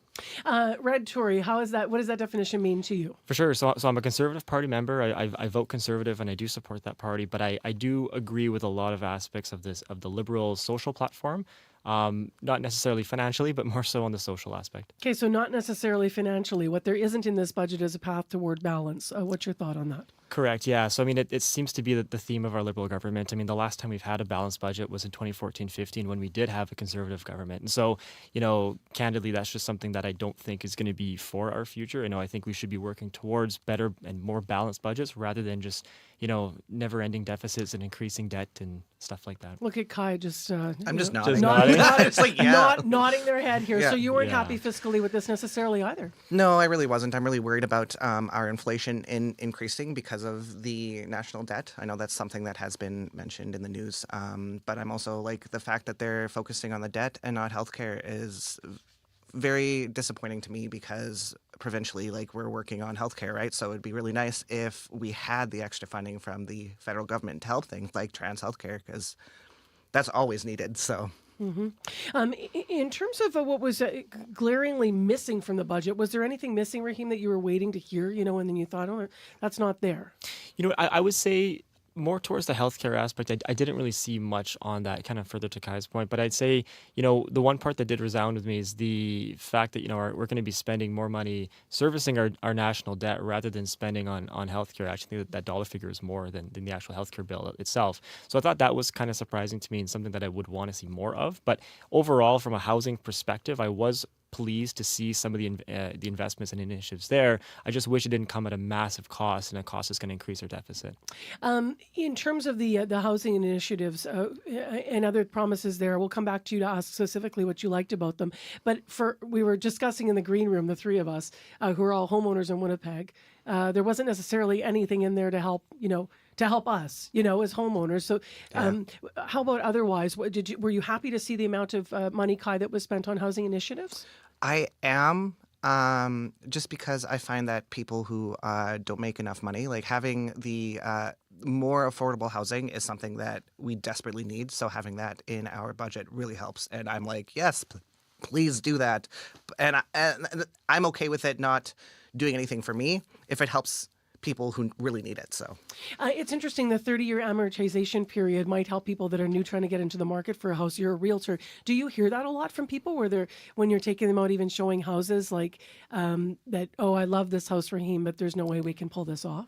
For sure. No, it's a conversation that we have almost daily with new clients specifically, as well as, when they're dealing with getting a pre-approval and, dealing with the mortgage brokers. But I'd say, a 5-year amortization increase does make an impact. And, one thing we noticed is when interest rates were very low during the peak of COVID, people were purchasing homes like crazy ultimately. But when rates, double, triple, and quadruple almost in certain cases, that extra 5 years on an amortization does make a positive impact for people. And I think it's going to make an impact, especially as mortgages start coming due for renewal, which is going to be, now and over the next 3 years. That's something that we're going to need to see for people to be able to just ultimately maintain their homes, especially if they may have paid a little bit more during the times of COVID. I highlighted your ages, and talked about you both being millennials. And that was because there was so much discussion yesterday. Krista Freeland getting up, talking about the future and more hopeful. I think her language was, so you won't have to look to the future, younger generations, as well as Gen Z. You won't have to look to the future with angst. Did that document yesterday and what you heard so far do that? Did it alleviate any angst, Kai? Not really. I didn't because I'm always thinking about kids and I'm always thinking about students, and because I of course work in high school, they're just about to go into college and all this other stuff. But I feel I know they're doing a lot when it comes to that portion of education. They're doing something with universities. I did read it and then I was like, oh, cool. And then because I'm We're 37. I'm like, yeah, whatever. Yeah. But I don't feel I don't know. I just don't feel like it did a lot. It didn't really satisfy my stress. Yeah. And how about for yourself, Raheem? And when you think about, you have a toddler I mentioned, did it help with any stress points for you in your life? Yes and no. I do agree that, being a father of a toddler and also a newborn, that, I couldn't imagine the fact of our children going to school without having adequate nutrition and stuff. So I think that is something that I did like to see, and that I think will, impact future generations for the better.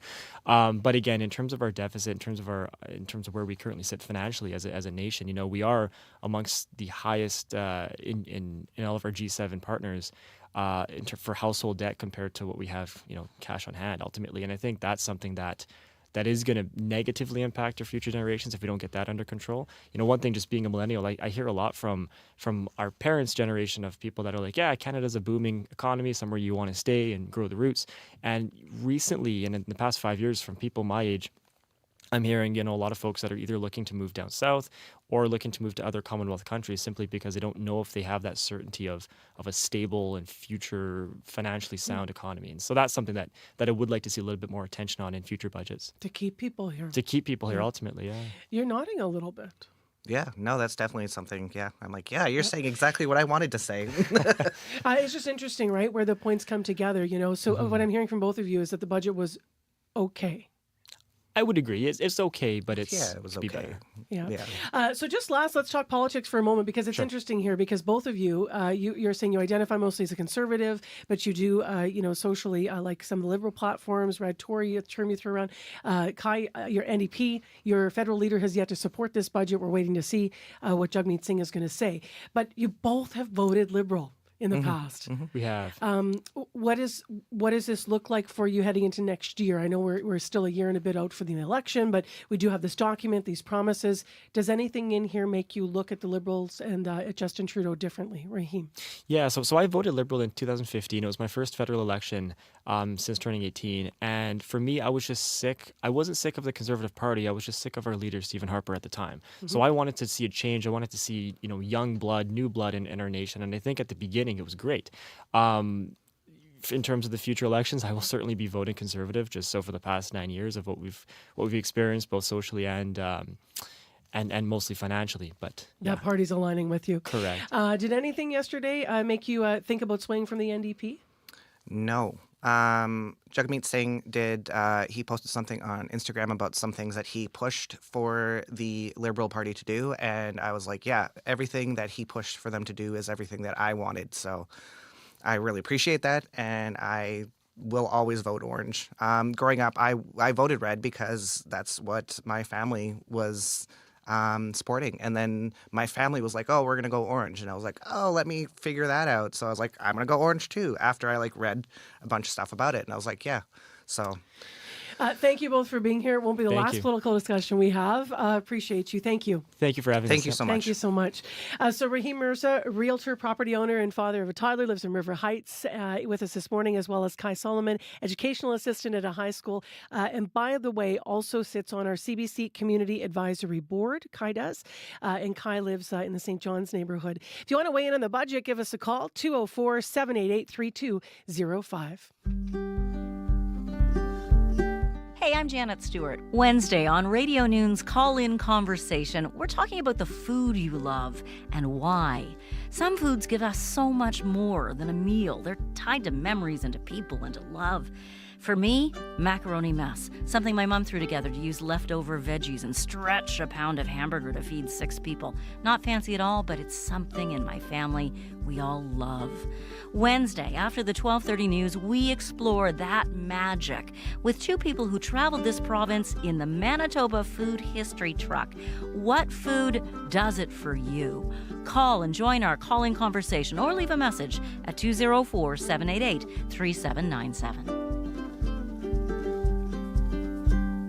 So that'll be a good one today between 12:30 and 1 with host Janet Stewart on the call-in. It is 7:25 a.m. on 89.3 FM, 990 a.m. on the app or YouTube. And Khalil Hassan Ali is in for Scott Reguera this morning and has morning sports. Hi there. Good morning, Marcy. Man, oh man, the Jets are trending in the right direction. I got to dust off my jersey. Everyone knows I'm a bit of a fair weather fan. I get involved in the playoffs. That's all right. But man, that's the right thing to be doing right now ahead of these playoffs. Definitely an exciting back and forth game last night, especially at Canada Life Centre, with both teams scoring some really nice goals, but make it 7 straight wins for the Jets. 2 goals for Kyle Connor yesterday. He says the team is able to go at whatever's thrown at them. Myself, I think we're all ramping up and building towards that. Yeah. So, confidence is pretty high going into the playoffs. For everybody here and our team game, we know what it takes to win. We kind of found ourselves an identity, and I feel like in this last month, and really showing what it takes to win. Nino Niederreiter made his return to the lineup after missing nearly a half dozen games because of injury. Now, looking at the rest of the regular season and the first couple games of the playoffs, so it actually comes to a close tomorrow when the Vancouver Canucks come to town. Then it's going to be all hands on deck for Colorado in round 1, a team which they beat each time they played this season. Last night's win also secured home ice advantage for the Jets in round 1 against the Avs too, Marcy. Let's go to baseball. The Blue Jays have strung together a solid stretch of games right now. Yeah, 4 straight wins for them at the moment. At home, the last 2 coming against a very strong Yankees squad. In last night's game, Vladimir Guerrero Jr. sent his 3rd homer into the stands, and the team as a whole was able to get to New York's pitchers. But speaking of pitching, as of late, it's been one of the strong suits for the Bluebirds. Closer Jordan Romano came in for the save just hours after he was activated off the injured list. Yusei Kikuchi got the start, gave up just 1 run in his 5+ innings of work. Now, manager John Schneider says he's got it all going for him at the moment. He's got a great mix going. Curveball's such a big pitch for him. Heater was great tonight, electric at times. And he's got weapons. He's confident with every pitch, really, I think is a difference, especially against a good starter who's got good stuff. It really kind of it sets the tone for, JT, Schneid, whoever else behind you. It tells me that he's seeing the ball well. The series comes to a close this afternoon with the first pitch going just after 2 o'clock. And 100 days out for the Paris Olympics now. And what's new with the team? So the outfits for both the Olympic and Paralympic athletes were revealed yesterday. So some of the words that come to mind: vibrancy, boldness, style. When I'm looking at the outfits, and that just means that I can't wear any of that because that's not in my repertoire. I'm in a black and white typical outfit at the moment, so that's my bread and butter. None of these vibrant colors, but it looks good on them. But with the games coming very quickly, athletes who are preparing for their first games and also athletes who are experts at the process starting to think about everything that's going to happen. So Olympic gold medalist and chef de mission this summer, Bruni Surin, says everyone should enjoy the process. I can feel the excitement, and at the same time, they can be a little bit of nervous because there's a lot of them have expectation. Some of them have a goal to win medals, and my biggest message to them is like, never forget to have fun during that. I like Bruni Surin's message. Just 100 days to go now, once again, until the Olympics start. All right. Thanks a lot, Khalil. Thank you. That's Khalil Hassanali in for Scott Regehr this morning. I'm Marcy Marcusa. We're getting pictures now of people's front and back lawns dusted with snow as well. Cars going by. Depends where you are in the city. In the city center here in downtown, mostly rain, really cloudy out there. But keep those pics coming. And stay safe on the drive. 788-3093. Coming up after the news in the next half hour, a feature interview. We have 2 Winnipeg firefighters. They will be in studio with us. They're fighting for their friend and colleague who they say died by suicide earlier this month. They say his death only highlights the need for more mental health supports on the job. That's coming up after your CBC Winnipeg News. This is CBC News. Good morning. I'm Heather Wells in Winnipeg. At 7:30, this light rain should end this morning. We're at 1 degree right now. The wind is going to become southwest breeze and a high today of 9. Expect a rain-snow mix again tomorrow. A judge has dismissed an attempt to quash one of the murder charges against a Winnipeg man accused of killing 4 Indigenous women in 2022. Jeremy Skibicki's lawyers argued their client shouldn't face the charge because one of the 4 women still hasn't been identified. CBC's Caitlin Garlick reports. Skibicki is charged with first-degree murder in the deaths of Mercedes Myron, Morgan Harris, Rebecca Contois, and a 4th unidentified woman the community has named Mushkade Bishake Kweiban, or Buffalo Woman. Yesterday, Skibicki's lawyers argued the charge related to the unidentified woman should be quashed because there's still no body and no identifiable victim. As Skibicki sat listening in court, his ankles shackled, Chief Justice Glenn Joyal rejected that argument. Skibicki is scheduled to face a jury in less than 2 weeks when his trial on all 4 charges starts on April 29th. Caitlin Garlick, CBC News, Winnipeg. Advocates trying to stamp out abuse in sport say arrests in a hazing incident involving a Manitoba high school hockey team send a strong message. 3 17-year-old boys from a high school in the Pembina Valley area face sexual assault charges. Wayne McNeil is co-founder of the Respect Group with former NHLer Sheldon Kennedy. Things are being taken very seriously. It appears that the allegations are all about sexual assault, which is certainly not an uncommon issue when it comes to hazing. The good news in this is that people are reporting, organizations are being transparent. McNeil says it is critical the victims get professional help. He says no matter the consequences of the police investigation, the 5 victims who are 15 and 16 years old will need support. The 3 suspects appear in court in June. Manitoba's finance minister says he likes a lot of yesterday's federal budget. Ottawa's promised $8.5 billion in new spending to build more homes. Adrian Sala says that plan complements Manitoba's efforts to boost housing supply, like a plan to remove the PST on rental unit construction. There's a great opportunity here to see opportunities to stack some of these federal announcements with what we announced recently, and that should help Manitobans to get access to more affordable housing. Sala says he wished the budget had more money for infrastructure. Now, this new federal budget includes more than $900 million for housing in Indigenous communities. Debbie Harper lives in a small home in St. Teresa Point with 14 of her relatives. Her son with special needs stays in an outdoor shelter where he put it together with tarps and scraps of wood. Harper says her home is so hectic and crowded, family members have to take turns using the beds to get any rest. It is not healthy to have 4 families in the same home, in a 3-bedroom home. This is bringing hope for my community that maybe some of it can go to those families that are starving. It gives me hope that my son will finally have a home instead of a shelter. Assembly of Manitoba Chiefs Grand Chief Kathy Merrick says at that rate, hell will freeze over before First Nations have access to adequate housing. The city of Brandon is closely watching the Assiniboine River this week. On Friday, a flood warning was issued for the Assiniboine between the Shawmouth Dam and the city of Brandon.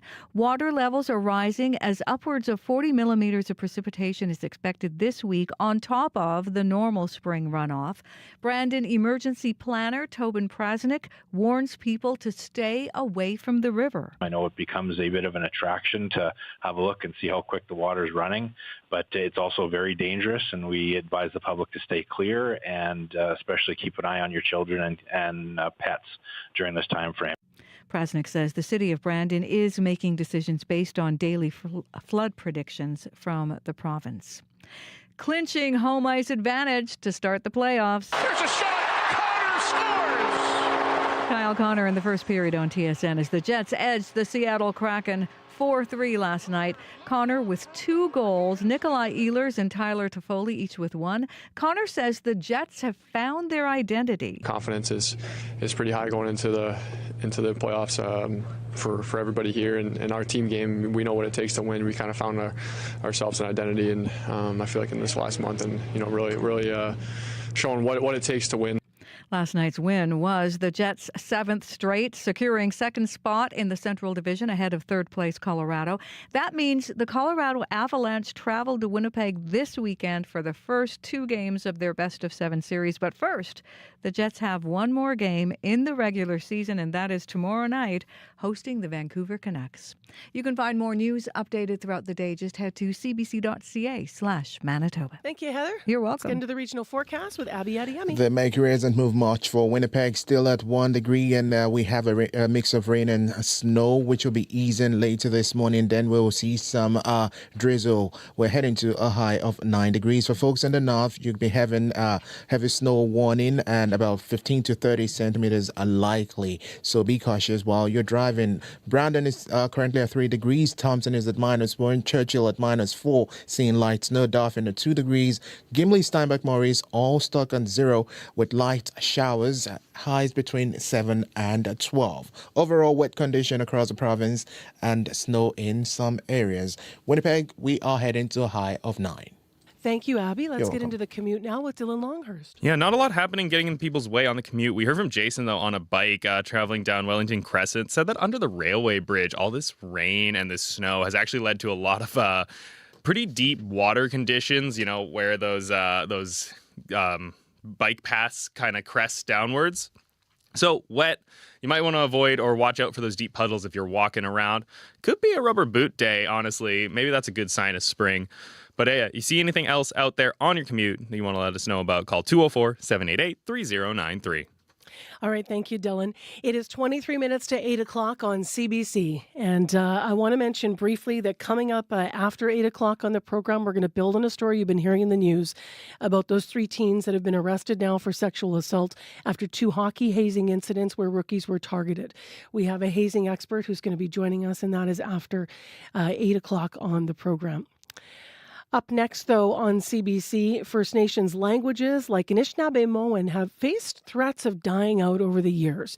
But there are people working to ensure the languages are passed on to the next generation. People like Lillian Travers from Penamutang First Nation.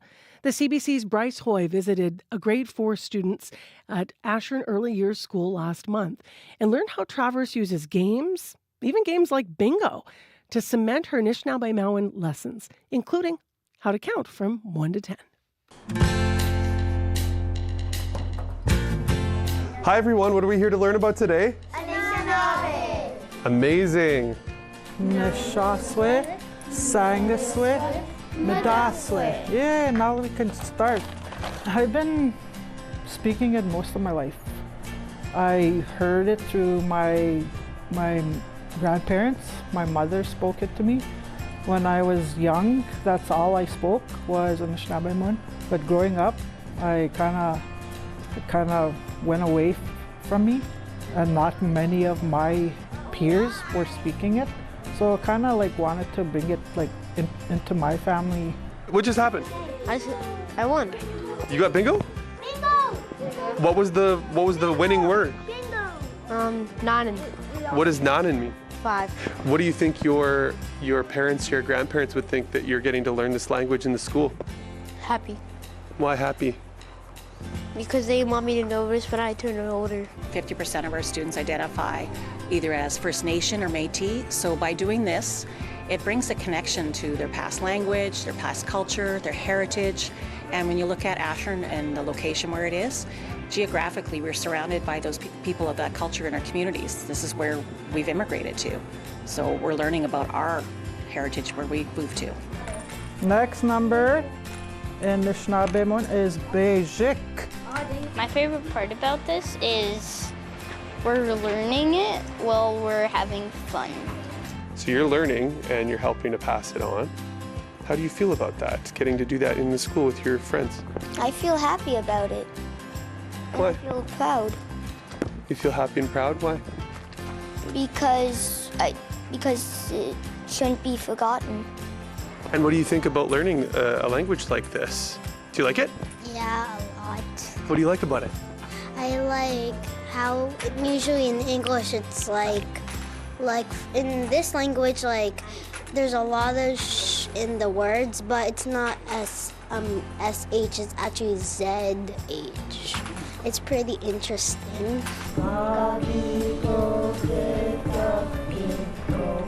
Working here, giving the opportunity to work in this school system is so rewarding for me to teach it, because it's dying out, but to bring it back and keep it going is something that that's amazing.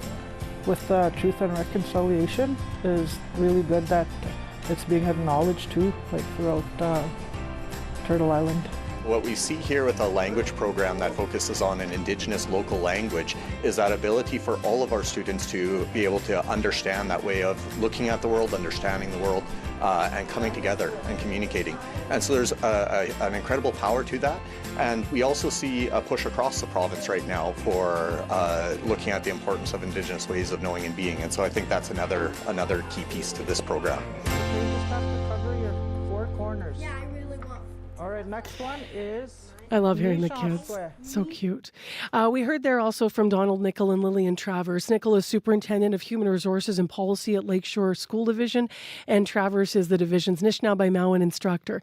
Thank you to CBC's Bryce Hoy for bringing us that story. It was part of our Communities in Focus pop-up bureau, which visited the Interlake in March. And if you want to read more or watch a video of the story, and who doesn't want to watch a video of kids learning new languages? I always do. Please go to our website, cbc.ca/Manitoba. And if you have not yet done so, please also subscribe to our YouTube channel, CBC Manitoba, and you can check out the video there. For breaking news as it happens, stay with CBC News. For the latest updates and what it means for Canadians, stay with CBC News. When the biggest stories break, both at home and around the world, stay with CBC News. 7:42 a.m. is the time right now. I'm Marcy Marcusa. You are listening to CBC 89.3 FM, 990 a.m. on the app or YouTube. We have light snow and rain in Winnipeg, and it is mild, but kind of right on the button. We've been around 1 degree. Our high is going to be 9 today, and then cloudy tonight, more flurries expected, cloudy rain, snow tomorrow. And it's going to continue. Remember, we have the snowfall warning for the north. 15 to 30 centimeters expected over the next 2 days over areas like Norway House, Flin Flon, Thompson, Leaf Rapids, and Puck. Well, next on the program, our next story might be difficult to hear for some listeners. A Winnipeg firefighter is being remembered as a dedicated father and a loving husband who bravely served our community. Family and friends say Preston Heinbigner died by suicide earlier this month. He was only 40 years old. This has prompted calls for more mental health supports for first responders. His friends and former co-workers want the city to recognize that he died in the line of duty. Dale Gagne and Kent Guerin are both longtime firefighters. They were close friends with Preston, and they're in to remember him and for a call to action about what the reality is like on the job. Good morning to you. Good morning. Thanks for having us. Thanks for being here, and my deep condolences to both of you. Appreciate that. Yeah. This is something that can affect a person on a personal level, but then also, a colleague and a friend. There's lots of layers here. Yeah.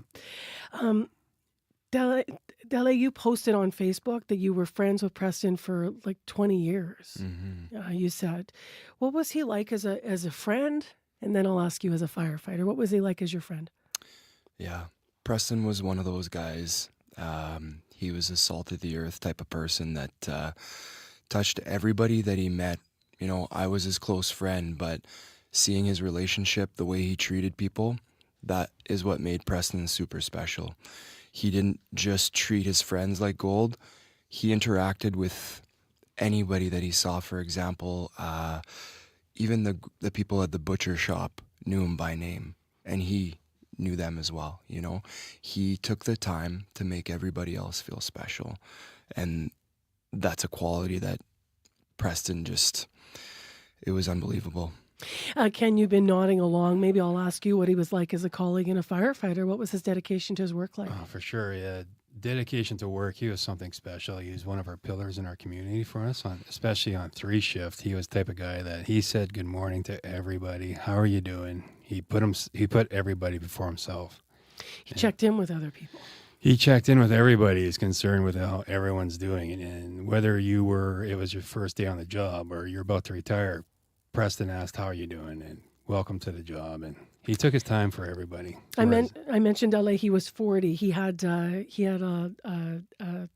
small child, right? Yes. So he was so proud to be a dad. All these times he would be texting, asking questions about recipes and how he could be a better dad, and just always concerned about his family, his wife, who's also expecting. Right now, yeah. Yes, yeah. So. Ken, a tough exterior kind of a guy as well, maybe? Like maybe kept struggles to himself. Is that accurate? Preston was pretty much Matthew McConaughey, is how exactly what I describe him. He was charismatic, highly intelligent. He made everything look easy. Work was easy. Life was easy. There was nothing difficult for the guy. Like I said, he was the type of guy that if he was in the room, everyone was paying attention. What does Preston have to say? And everyone was drawn to him. Like, I've been here my whole life in Winnipeg. He's moved here from Saskatchewan, and he has 10 times more friends than I do already, right? So that's the type of guy Preston was. Dele, how is the community banding together right now to help his family? Yeah, so the amount of support that we've seen since Preston passed has been amazing. People are rallying to support Shada through a GoFundMe page right now. I hope that you guys can post the link on your website.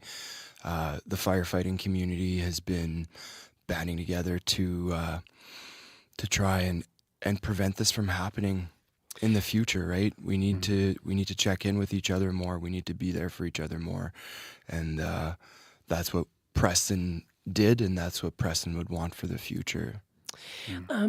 How's it been, Ken, for you to cope with what happened to him, given what kind of guy he was, as you've described? Oh, it's been incredibly difficult for me. My wife mentioned to me, she says, I've never seen you cry. And with Preston, you can't help it because he's such a huge part. Well, he was one of my best friends. So obviously knowing his struggles throughout the years and our personal talks we're having with the pain he was going through with PTSD and everything, it was one of the hardest things I've ever gone through. And just finding that I've been talking to friends, that's really helped, being open about how I feel about it. And, just sort of trying to walk through it and try to understand and talk with the coworkers and tell them, it's okay if you're struggling to don't be embarrassed, come out. That's the best way to handle it. Don't keep it to yourself because it's something that you just can't fight on your own. You got to seek help. And I do believe our union is pushing for improvements with our job. I believe, right from the top down, from the chief all the way down to the bottom guy, I think there's going to be changes. I think they want changes. Everyone's being more open about it since I've been talking to the guys too. I've had quite a few guys private message me saying, thanks for reaching out and talking to everybody. It made a big difference for me. Somehow I'm keeping this interview together right now. Most of the time I'm not doing very good. And the guys are texting me like, thanks for coming out, talking, and opened up. I'm going to get help now. So if I understand that there's sort of a feeling that this is a moment in Winnipeg, where a moment almost like, please don't let me put words in your mouth, but if this could happen to Preston? It can happen to anybody. Preston was a strong character. Like I said, he made life look easy, and kind of like a Robin Williams, always had the right comment to say at the right time. It's a call to action. Call to action. Like, yeah. So, Dale, the call specifically is for his death, your friend's death, to be labeled a line of duty death. Can you tell me a little bit more about why that distinction is important? Well, the line of duty death is used for firefighters that have given their life the ultimate sacrifice, usually in a fire or serving their community. But there's no doubt that Preston's death was attributed to what he saw on this job. This job is not easy. This job takes a lot out of us. So the line of duty death will assist Preston's family in getting some benefits that they require and honoring Preston's memory and his legacy. Ken has already alluded to the fact that there were just, he was talking to Preston and understood, as described, that he was dealing with, some trauma and having challenges with coping. What is the stigma like, Dele, of seeking mental health support? And would you say that it's harder for a firefighter or first responder because of whatever's been built up there in the culture, for better or worse? There's a reality there, I guess. Of course, yeah. Well, we're supposed to be strong, right? All of us go on the calls, and we go to help people. So it's not in our nature to seek help, right? We're the ones doing the helping, and so when somebody is struggling, it is a bit of a hurdle to be forthright and say, yeah, I'm not okay. And I think Preston tried to do that, but he wasn't really comfortable in being completely honest, which is the sad part, right? We loved him so much. And the fact that he felt that he couldn't be forward and be honest with his tight friends, never mind, the job, is really a tragedy. And moving forward, we need to take steps in changing that and making sure that, because there are a lot of people struggling. Preston wasn't the only one. So these people need to know that, if somebody comes forward, that they'll have their backs. There's there's nobody that's going to judge or criticize. How long have you been a firefighter yourself, Dele? Yeah, I've been a firefighter since 2006. Okay, many years. Ken? Excuse me, 2002. 2002. Yeah. So my math is right. That's 21 years. Yep. What do you want people to understand in the context of Preston's death about what it's like to do this job? Well, for Preston specifically, I got the opportunity to work together with Preston on the same truck for the last 4 years. We're stationed together at one station downtown, and it's no secret suicide rates are up, and we're dealing with that constantly, and the drug use, etc. I think that's a problem worldwide, not just Winnipeg specifically, but for Preston, he was the type of guy that he cared about everybody so much, even people he didn't know, he wanted them to get better. So I think that these calls they just took a toll on him, and I know they did because he told me. And he's just having a hard time. He truly wanted everyone to be better. And meeting his parents, they're from Saskatchewan, so we got to meet the parents recently too. And you can completely seeing their stories that they've been sharing about Preston for the last 20 years. Did he carry the people that he tended to on shift with him? Did he carry all of that? And then were the problems increasing? Yeah, it just piled up on him, and it's kind of like a boiling pot of water where he just couldn't keep that lid on anymore. And we never saw the passing coming. We would never think that, because Preston was the type of guy that just carried it well. He would never let you know. What is the reality for you guys out there right now, and some of the things that you see, Dele? Well, the drug use has increased. Like, the calls in the last 5 years have changed. The opioid epidemic, the drug use, the violence, it's we call it a war zone.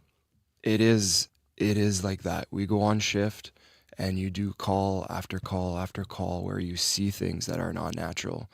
And like what? Can you give us an example that's going to be radio appropriate. And this is in the context of understanding that you're there to help people. This is not to stigmatize the people that have problems. But when we're trying to understand the kinds of things that you're seeing a lot more of, and I mean... Specifically, the suicide rates are high. So we do deal with a lot of suicides. Yeah.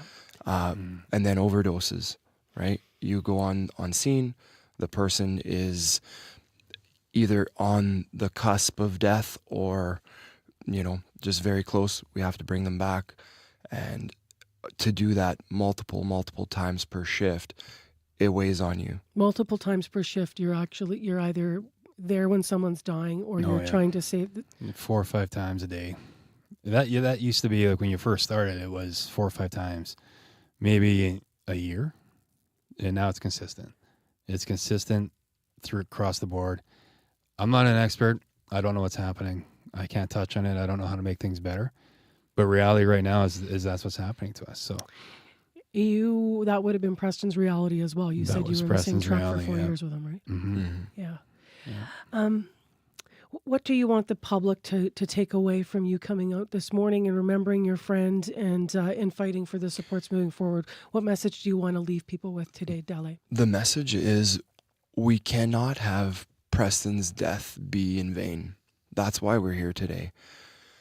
He cannot have died for nothing because we need changes. We need more support. We need more mental health resources. What we have in place is a good start, but so many changes need to happen from the top down, whether it's with more support, but just creating less stigma. And like Ken said, we're not experts. We see the people suffering and we need help. Ken, do you have anything you want to add? Yeah, I think everyone involved wants improvement.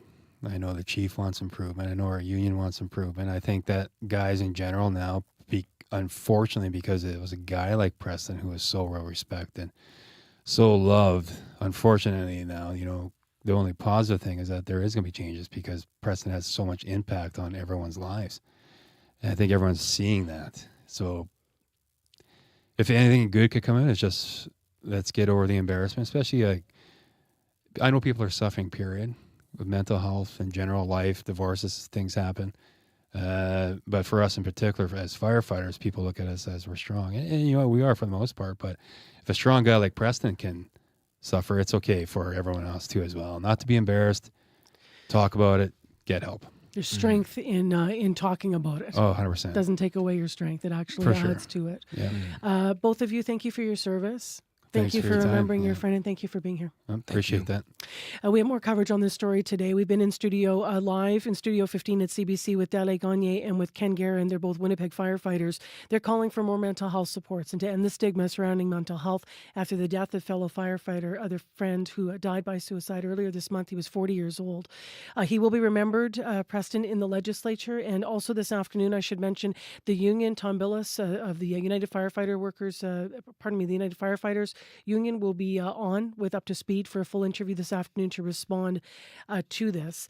And a reminder, if you or anyone else is struggling, please know you can dial 988 from any phone in this country to reach the suicide crisis line.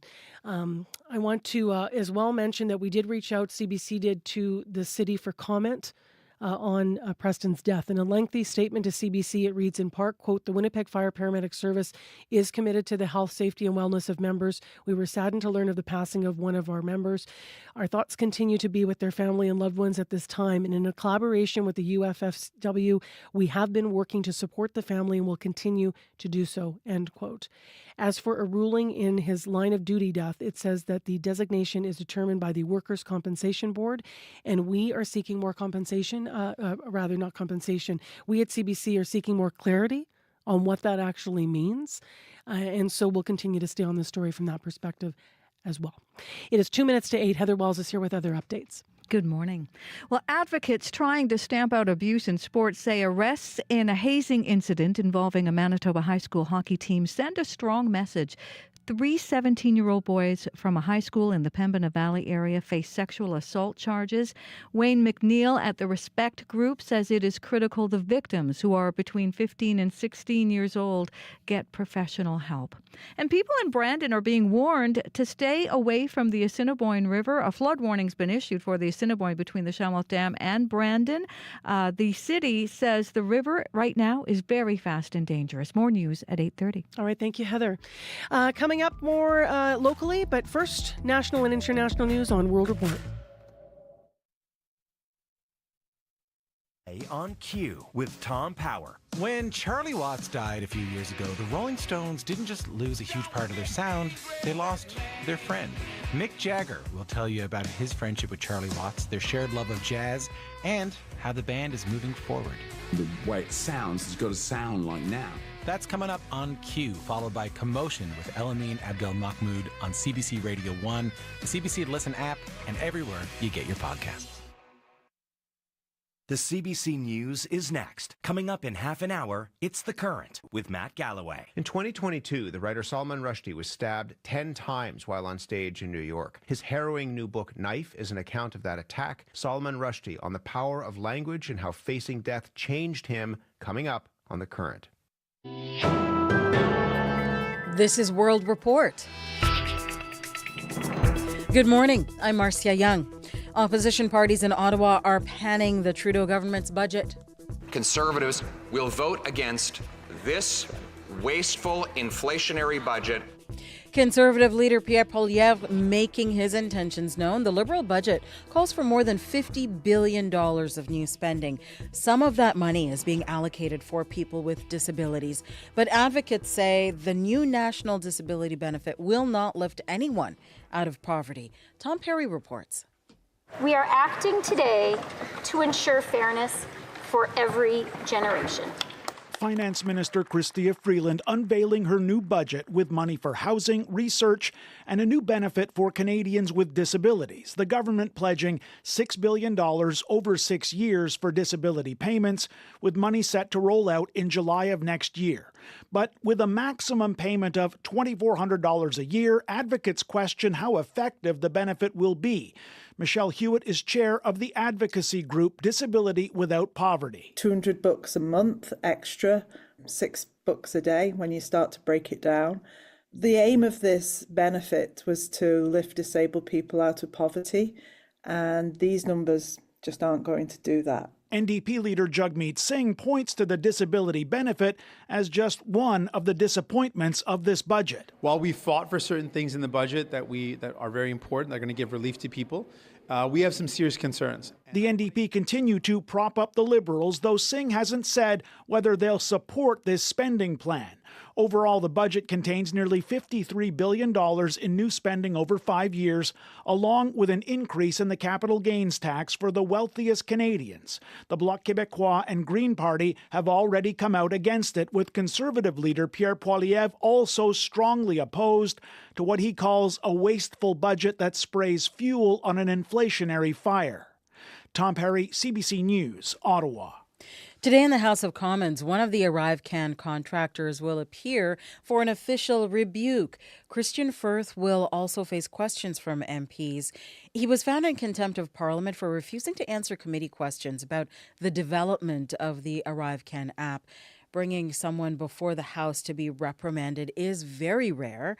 It has been more than 100 years since someone has been questioned this way. Police say they have made arrests in the gold heist at Toronto's Pearson Airport. It happened exactly a year ago. More than $20 million in gold and money was stolen from an Air Canada cargo facility. Officers from Peel Region and the U.S. are giving an update right now on that case. The CBC's Katie Nicholson reports. Peel Regional Police have kept mum about the case all year. At 9 a.m., they'll formally announce the arrests that have been made in the case, and when they do, they'll be joined by American law enforcement, a special agent from the Federal Bureau of Alcohol, Tobacco, Firearms, and Explosives. I spoke with an ATF spokesperson last night who confirmed the gold heist is connected to arrests they made on the other side of the border of an alleged arms trafficking ring. Among those arrested in that case, 3 people from Brampton and 1 from Florida, though it's not yet clear how the cases are connected. Little is known about how nearly $24 million in goods were stolen from a holding facility at Pearson shortly after they arrived from Zurich. A lawsuit filed against Air Canada by the American security company Brinks alleged that the thief used forged documents to collect nearly 400 kilograms of gold worth more than $20 million, plus nearly $2 million US in cash. In filings, Air Canada denied it did anything wrong and said it wasn't responsible for the theft. Very soon, Peel Police will reveal who they believe is responsible and how they believe the high-stakes caper was executed. Katie Nicholson, CBC News, Toronto. Myanmar's military junta has relocated Aung San Suu Kyi. The ousted leader has been moved from prison to house arrest. The authorities say hot weather is behind the move. Journalist Laura Westbrook has more. Myanmar's military leaders say a heat wave is the reason Aung San Suu Kyi has been moved.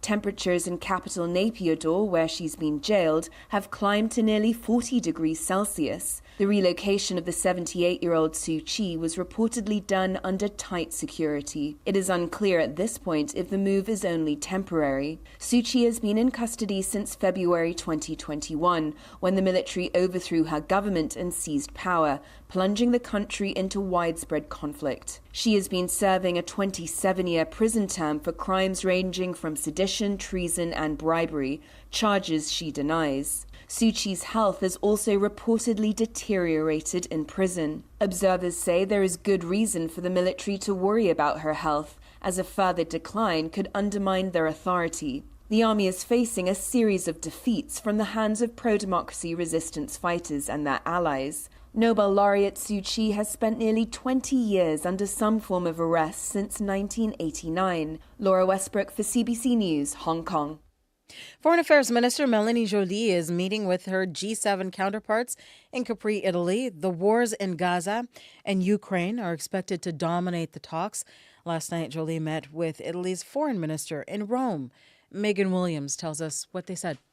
There is an agreement on sanctions against Iranians. At a formal dinner in a villa overlooking Rome, Canadian Foreign Affairs Minister Melanie Joly and her Italian counterpart Antonio Tajani said they backed more sanctions against Iran after the country launched hundreds of drones and missiles at Israel on Saturday in response to Israel's killing of 2 of its top commanders. Our position is very simple. Joly says Canada is always in favor of more sanctions against Iran. Today, Joly and Tajani join fellow foreign ministers of the U.S., Germany, Japan, France, and Britain. Along with sanctions, the group is expected to present a united front in urging Israel not to retaliate against Iran, and in demanding release of Israeli hostages, a ceasefire in Gaza, and humanitarian relief for the hundreds of thousands suffering from hunger there. We will find every single way to provide help. Joly says she spoke on Tuesday with Israel's Minister of Strategic Affairs, Ron Dermer. I pushed him on opening even more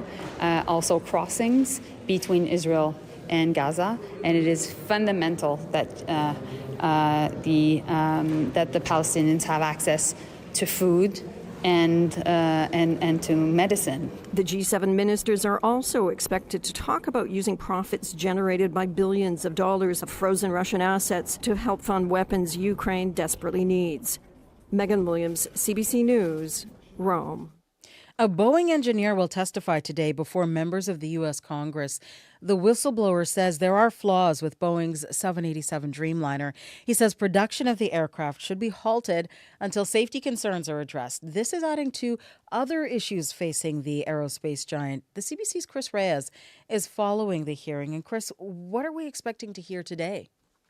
Well, the whistleblower is Sam Salapour. He's a quality engineer at the company and has over a decade of experience.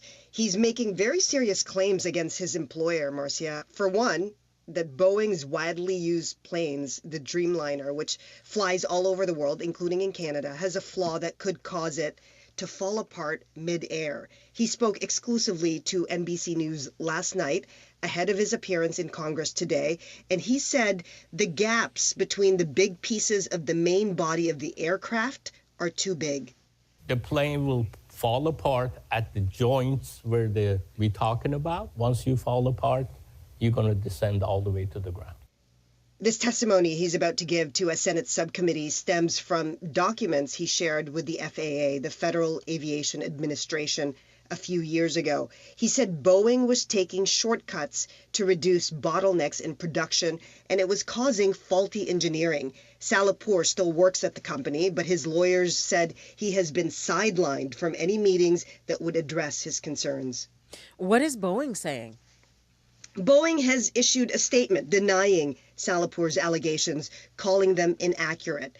The company said they were fully confident in the 787 Dreamliner's safety, that it had been put through, quote, rigorous engineering examination under FAA oversight. The company has been under intense scrutiny in recent months. They continue to deal with the fallout from the Alaska Airlines incident earlier this year. That's when a door panel blew out on a 737 MAX 9 mid-flight. Last month, 3 senior Boeing executives, including its CEO, stepped down. All right. Thank you, Chris. Thank you. The CBC's Chris Reyes in New York. And that is the latest national and international news from World Report. If you're looking for tools to talk about the day's big stories with the little people in your life, check out cbckidsnews.ca. I'm Marcia Young.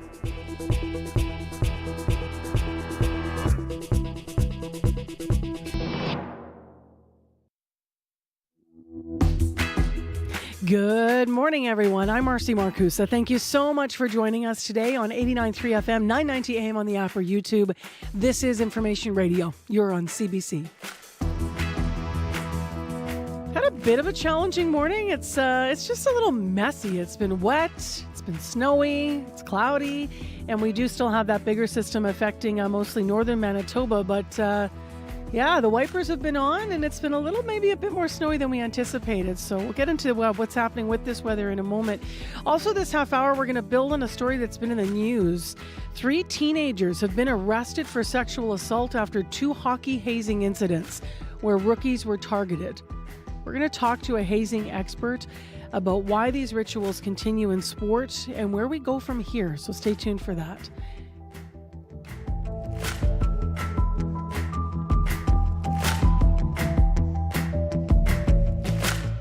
We've also been asking you what you thought of yesterday's federal budget. So 788-3205 if you want to weigh in. There's some comments coming in on Facebook. And spoiler alert, we have tickets to the comedy festival that's coming up. So this half hour, we're going to tell you how you can win some tickets to some of the biggest shows. So stay with us for that. Right now, let's go to Heather Wells, who's in with other headlines today. Good morning. Good morning. Well, a Manitoba judge has dismissed an attempt by Jeremy Skibicki's lawyer to quash 1 of 4 first-degree murder charges just 2 weeks ahead of his jury trial. Skibicki has pleaded not guilty to killing 4 Indigenous women in Winnipeg. His lawyers filed a motion to quash the count involving an unidentified victim given the name Buffalo Woman. They maintain there's no victim identified and no body's been found.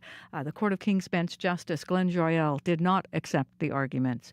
Yesterday's federal budget includes more than $900 million for housing in Indigenous communities. We're going to hear from one woman who lives in a small home in St. Teresa Point with 14 of her relatives.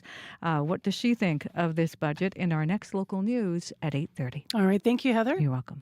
Let's get into the details of the weather forecast here with Abby Adiemi. Still the light rain and a mix of snow. That's what we are seeing, and that's what it looks like across the province. A mix of rain and snow, which will be easing off this morning, but then would get the drizzle that would come after that, and it would stay with us throughout the day.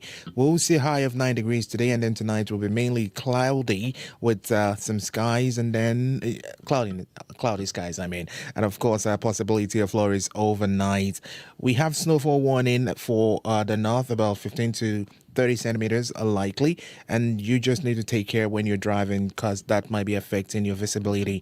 In Brandon, it's currently 3 degrees and raining, -1 in Thompson, -4 in Churchill, 2 in Dauphin, Gimlin and Steinbach both at 0, and Morris is at 1. All right, thanks, Abby. You're welcome. Dylan Longhurst is filling in for Corey this morning. Hello. Hey, yeah, for a messy, kind of wet morning, it's actually been a really quiet commute. So, people woke up to snow, those roads, wet, kind of gross conditions. Nice spring, honestly. I kind of want to go grab my rubber boots and do some puddle jumping today. But as for the commute, been quiet. No one's called in with traffic lines. Everyone's called in with snow. I thought of you yesterday because you're a fan of the spring storm, as you were sharing on the air last week.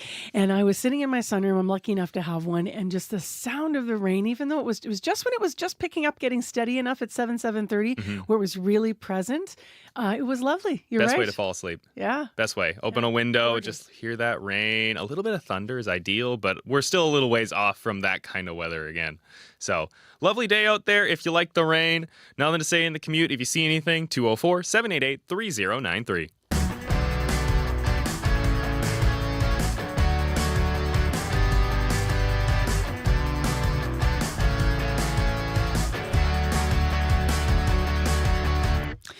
Well, contents of our first story this half hour need a warning because it may be triggering or disturbing for some people.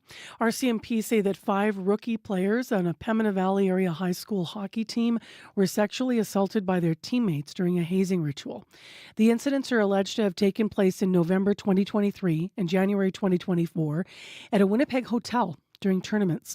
3 17-year-olds have been arrested by the RCMP in connection with these incidents, hockey hazing incidents. Police say the rookies were between the ages of 15 and 16, and one 17-year-old has been arrested for sexual assault and assault. The other 2 were arrested for sexual assault with a weapon and forcible confinement. An RCMP spokesperson called what is alleged to have happened, quote, violent and humiliating initiations, end quote. Laura Robinson is with us, an investigative sports journalist who wrote the book Crossing the Line about abuse in sport. And unfortunately, we've had too many conversations. Good morning, Laura. Good morning. So 5 victims, 3 17-year-olds charged with sexual assault with a weapon, as I just said, forcible confinement. What's going through your mind when you're hearing the list of charges? Well, it's such serious charges. Assault with a weapon is an extremely serious charge, and I don't believe that the police would lay those kinds of charges without considerable evidence, or any of the other charges without considerable evidence. And I'm wondering how the last, nationwide conversation that's been going on for many years about sexual violence in hockey seemed to escape these players. First of all, if for nothing else than just to keep them themselves on a hockey career and not in front of a judge. You're questioning out loud how it could have escaped them. However, still in this day and age, people see hazing as part of the game. How do we once and for all change that? Just to look at the hazing aspect of this. I realize we're talking about more serious charges. Well, I don't think it's going to be once and for all because it's such a deeply embedded practice, and it's actually highly misogynistic. What I found in doing many years of research for my book on sexual abuse in hockey was that the rookie player becomes, I call them the designated female. So they take that designated female, or females in this case, and they do terrible sexually degrading, violent acts to them. And until women are seen as equals and are treated as equals in that hockey subculture and in the larger culture, the lesson to these guys is, sure, it's against the rules and it's against the law, but it's not really against the law because the way we understand young women and girls, this is what you get to do to them. And so it's a very secretive and disturbing practice that still, even though we outlawed it many years ago, continues to be very, very deeply practiced within hockey, teenage male hockey. And I think it's actually going to take many more years. And just to be clear here, I'm not gendering or identifying the victims here. So I just want to stay with what we know so far. How often do you see minors arrested in cases like this? Not often. And I'm sorry, I understand it's a male team, a male teenage team. Yes. And it is possible that there could be female players on a male team. So I agree that I'm assuming that it's an all-male team, and it may not be, but it's very rare that we see such serious charges for minor players. It's very rare, actually, that we've seen charges in terms of hazings, and I must say I'm encouraged to see that this has resulted in charges, because we've had decades worth of terrible things happening to rookie hockey players with no charges, even when they've come forward. So if there's anything positive about this story, it's that it has triggered an investigation and that charges have been laid. The Manitoba High Schools Athletic Association said in a statement, Laura, that their primary concern is the safety and well-being of all student athletes involved. For the victims, what does the road recovery potentially look like?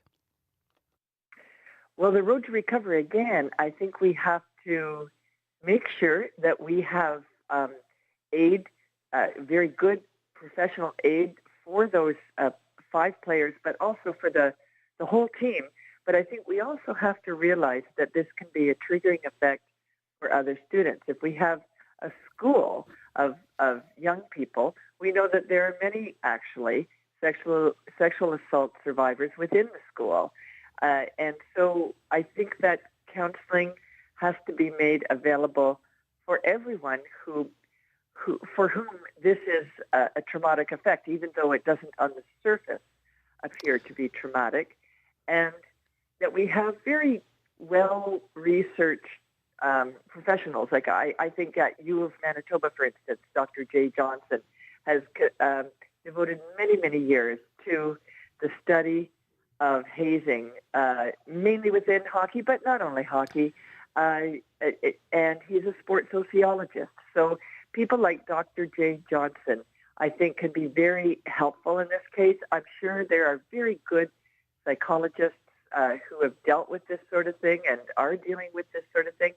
They need to come to the school as well, and it may go beyond the school. If this happened in I understand, a hotel in Winnipeg. So one of the really serious problems about sexual assault is that it has a very far-reaching ripple effect.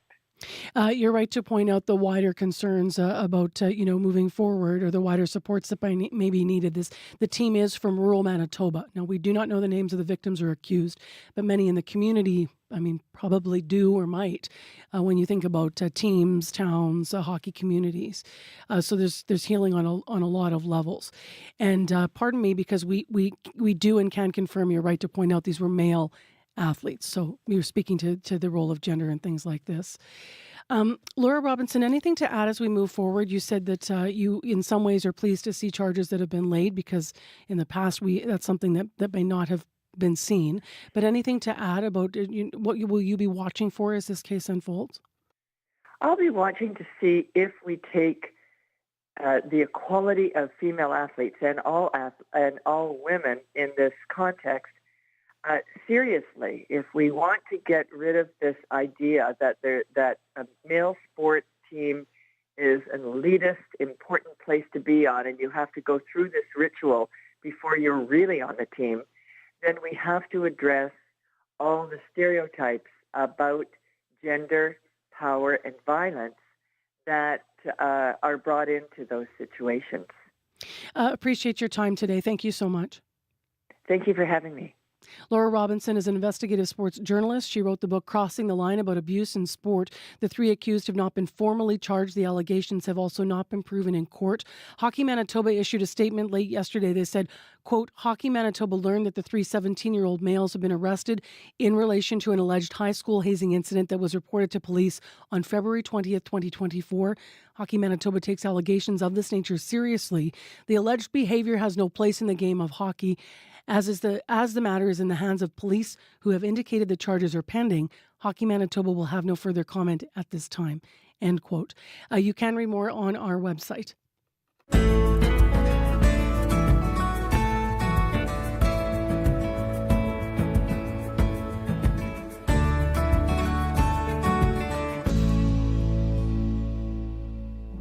The Sandwich Board. It's one of the oldest forms of advertising. Storekeepers love them. Cities try to ban them. And in the movie Die Hard with a Vengeance, a sandwich board attracts a lot of attention. You are about to have a very bad day. Tell me about it. Sandwich board advertising on Under the Influence with Terry O'Reilly. Thursday morning at 11:30, 3:30 p.m. in Newfoundland. And on the CBC Listen app. We've all heard of dad jokes. We want you to tell us a mom joke. That's any joke a mom would love. The Winnipeg Comedy Festival and CBC have created the ultimate comedy contest. Send us your best joke and you could get the chance to tell it on Information Radio. The best two jokesters will then face off at a live taping of the debaters at the Winnipeg Comedy Festival and win an amazing prize pack. Visit cbc.ca/Manitoba/community for more. I love that. So the best joke, mom joke, dad jokes. We all know what that means. What's a mom joke? What's a good, clean joke you would tell your mom? I think that's really what we're getting at there. So 788-3205. That's the morning show listener line. 788-3205.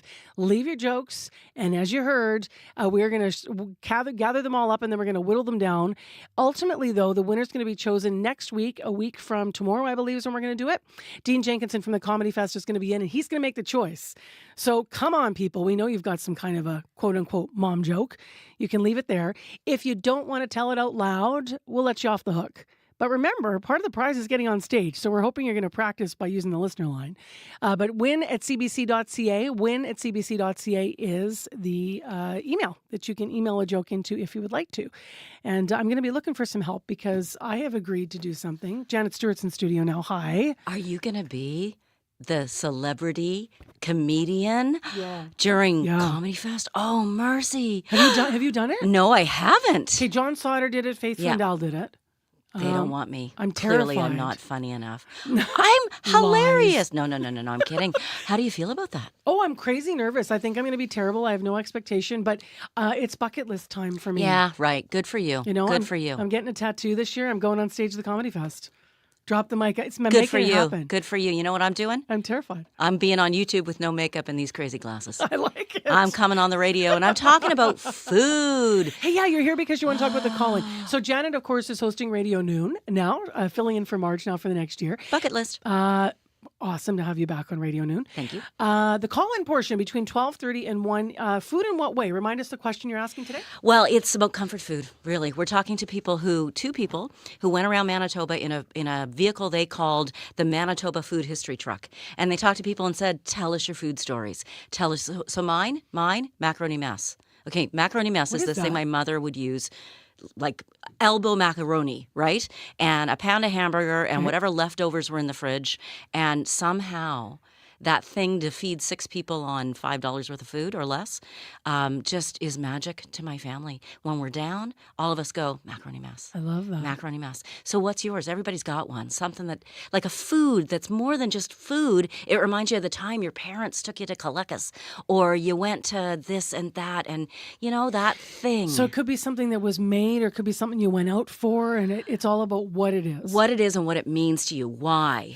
So join us, 12:30. We're talking food and memories and love. And now you often have a guest to help you through the half hours and to take the call-in portions. Are you on your own today to go for the food? No, we've got these authors of the two people who traveled around in this food truck. You just mentioned that. No. And so we'll get their stories as well. But I really want to hear from you. That's what this call-in is supposed to be, a conversation with Manitobans. I'm just calling it the call-in conversation. I like it. Yeah, so we'll open the phone lines at 12:30 during the 12:30 news.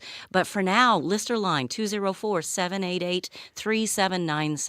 Yesterday, when I caught wind out in the newsroom that you guys are going to be looking at the food thing and the comfort aspect of things, we should get Abby's mic on here. I bet you he's thinking right now because Abby and I are always talking about comfort foods. Right. I started to think about Keystone milk. I don't know if that's what it's called, people, but my aunt used to make just like warm milk with like dough balls. And I think it was a cost-saving thing. It might have been the end of the pierogi dough, to be honest. I don't even know. But she kind of cooked them and then they'd be in warm milk.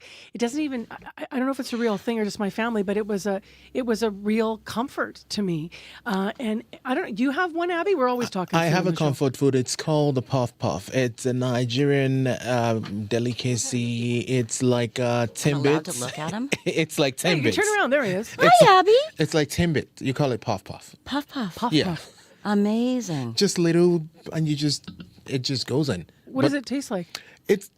It's flour mixed with milk, Yeah. and then some nutmeg in there. I'm not really a sugar person, so I just a little bit of sugar, and you just light fry it. And You're not me. I'd be rolling that thing in sugar. They make the sweet ones. Yeah. They are the sweet ones, but I don't make mine extremely sweet. I just add this sugar there just to give it a context. So it's my comfort food because it takes about maybe 15, 20 minutes, and it's ready. And I just freeze it all up. So really, we're not asking too much for Abby to get up in the morning and make puff puff and bring it in. I will bring you puff puff tomorrow. Ooh. All right, folks. I like this. More call-ins about food. That's what I have to say. You're going to need more than half an hour. You realize I think that, so. right? We'll have part 1, part 2, part 3. You always like to remind us that people can leave a message right now if you can't join the live call-in. Exactly. So 788-3797 is that number. 204, of course.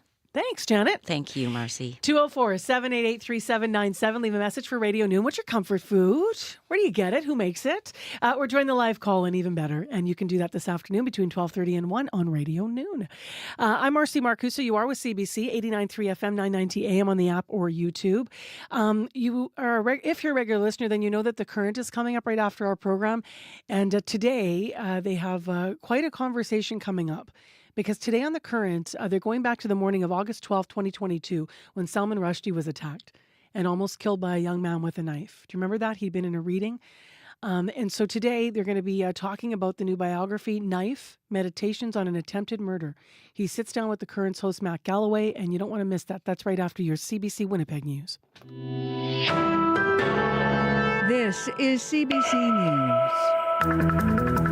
Good morning. I'm Heather Wells in Winnipeg at 8:30. We still have some drizzle out there. It's 1 degree. The rain will end this morning, and we're headed to a high today of 9. And then tomorrow, the rain mixed with snow is back. We begin with a story that we want to include a warning about. It discusses the difficult topic of suicide. Winnipeg's firefighter community hopes the recent death of a colleague will be a call to action for more mental health supports. Earlier this month, 40-year-old Preston Heinbigner took his own life. It sent shockwaves across the community. D'Alain Gagné is a fellow firefighter and one of his best friends. He wants his death to be recognized as a line-of-duty death caused by what he witnessed on the job every day. There's no doubt that Preston's death was attributed to what he saw on this job. This job is not easy. This job takes a lot out of us. So the line of duty death will assist Preston's family. If you or someone you know is struggling, there is help available. You can dial 988 from any phone in Canada to reach the Suicide Crisis Helpline or go to 988.ca. A Manitoba judge has dismissed an attempt by Jeremy Skibicki's lawyer to quash one of 4 first-degree murder charges just 2 weeks ahead of his jury trial. Skibicki has pleaded not guilty to killing 4 Indigenous women in Winnipeg. His lawyers filed a motion to quash the count involving an unidentified victim, given the name Buffalo Woman, because there's no victim identified and no body has been found. Court of King's Bench Justice Glenn Joyal did not accept the arguments and dismissed the motion. Skibicki's trial is scheduled to start April 29th. Advocates trying to eliminate abuse in sports welcome transparency in the case of a hazing incident involving a Manitoba high school hockey team. 3 17-year-old boys from a high school in the Pembina Valley area face sexual assault charges. Wayne McNeil is co-founder of the Respect Group with former NHLer Sheldon Kennedy. McNeil says it is critical the victims get professional help. The number one priority is to take care of yourself, because even if there are convictions, that we know in the long run doesn't really do much to positively impact, the well-being of those that have been victimized. RCMP have identified 5 victims who are 15 and 16 years old.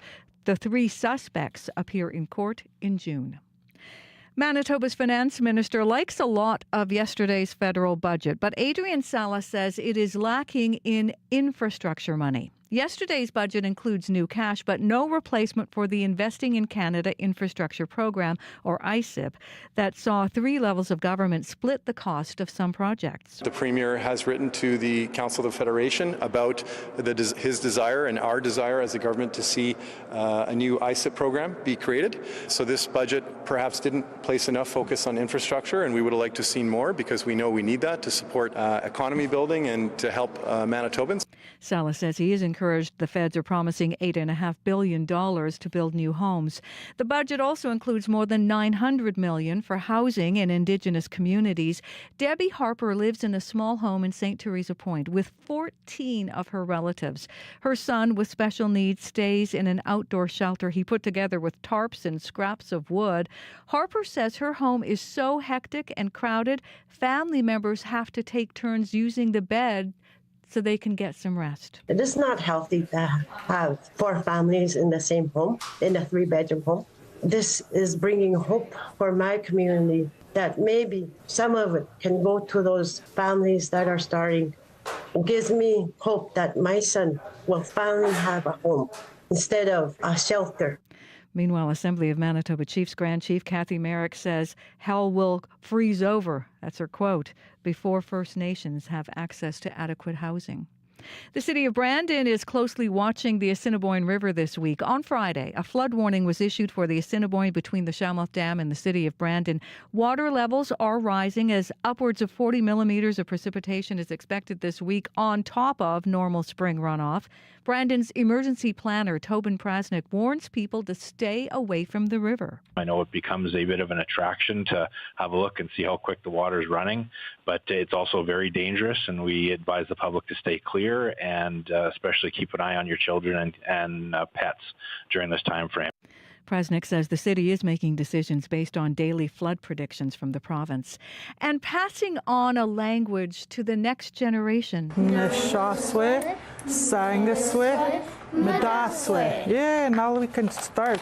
Lillian Travers nearly lost touch with her first language of Anishinaabe-Moan. Now she's teaching it in Ashern Early Years School. Half the students there are First Nation or Métis. Working here, giving the opportunity to work in this school system is like so rewarding for me to teach it, because it's dying out, but to bring it back and keep it going it's amazing.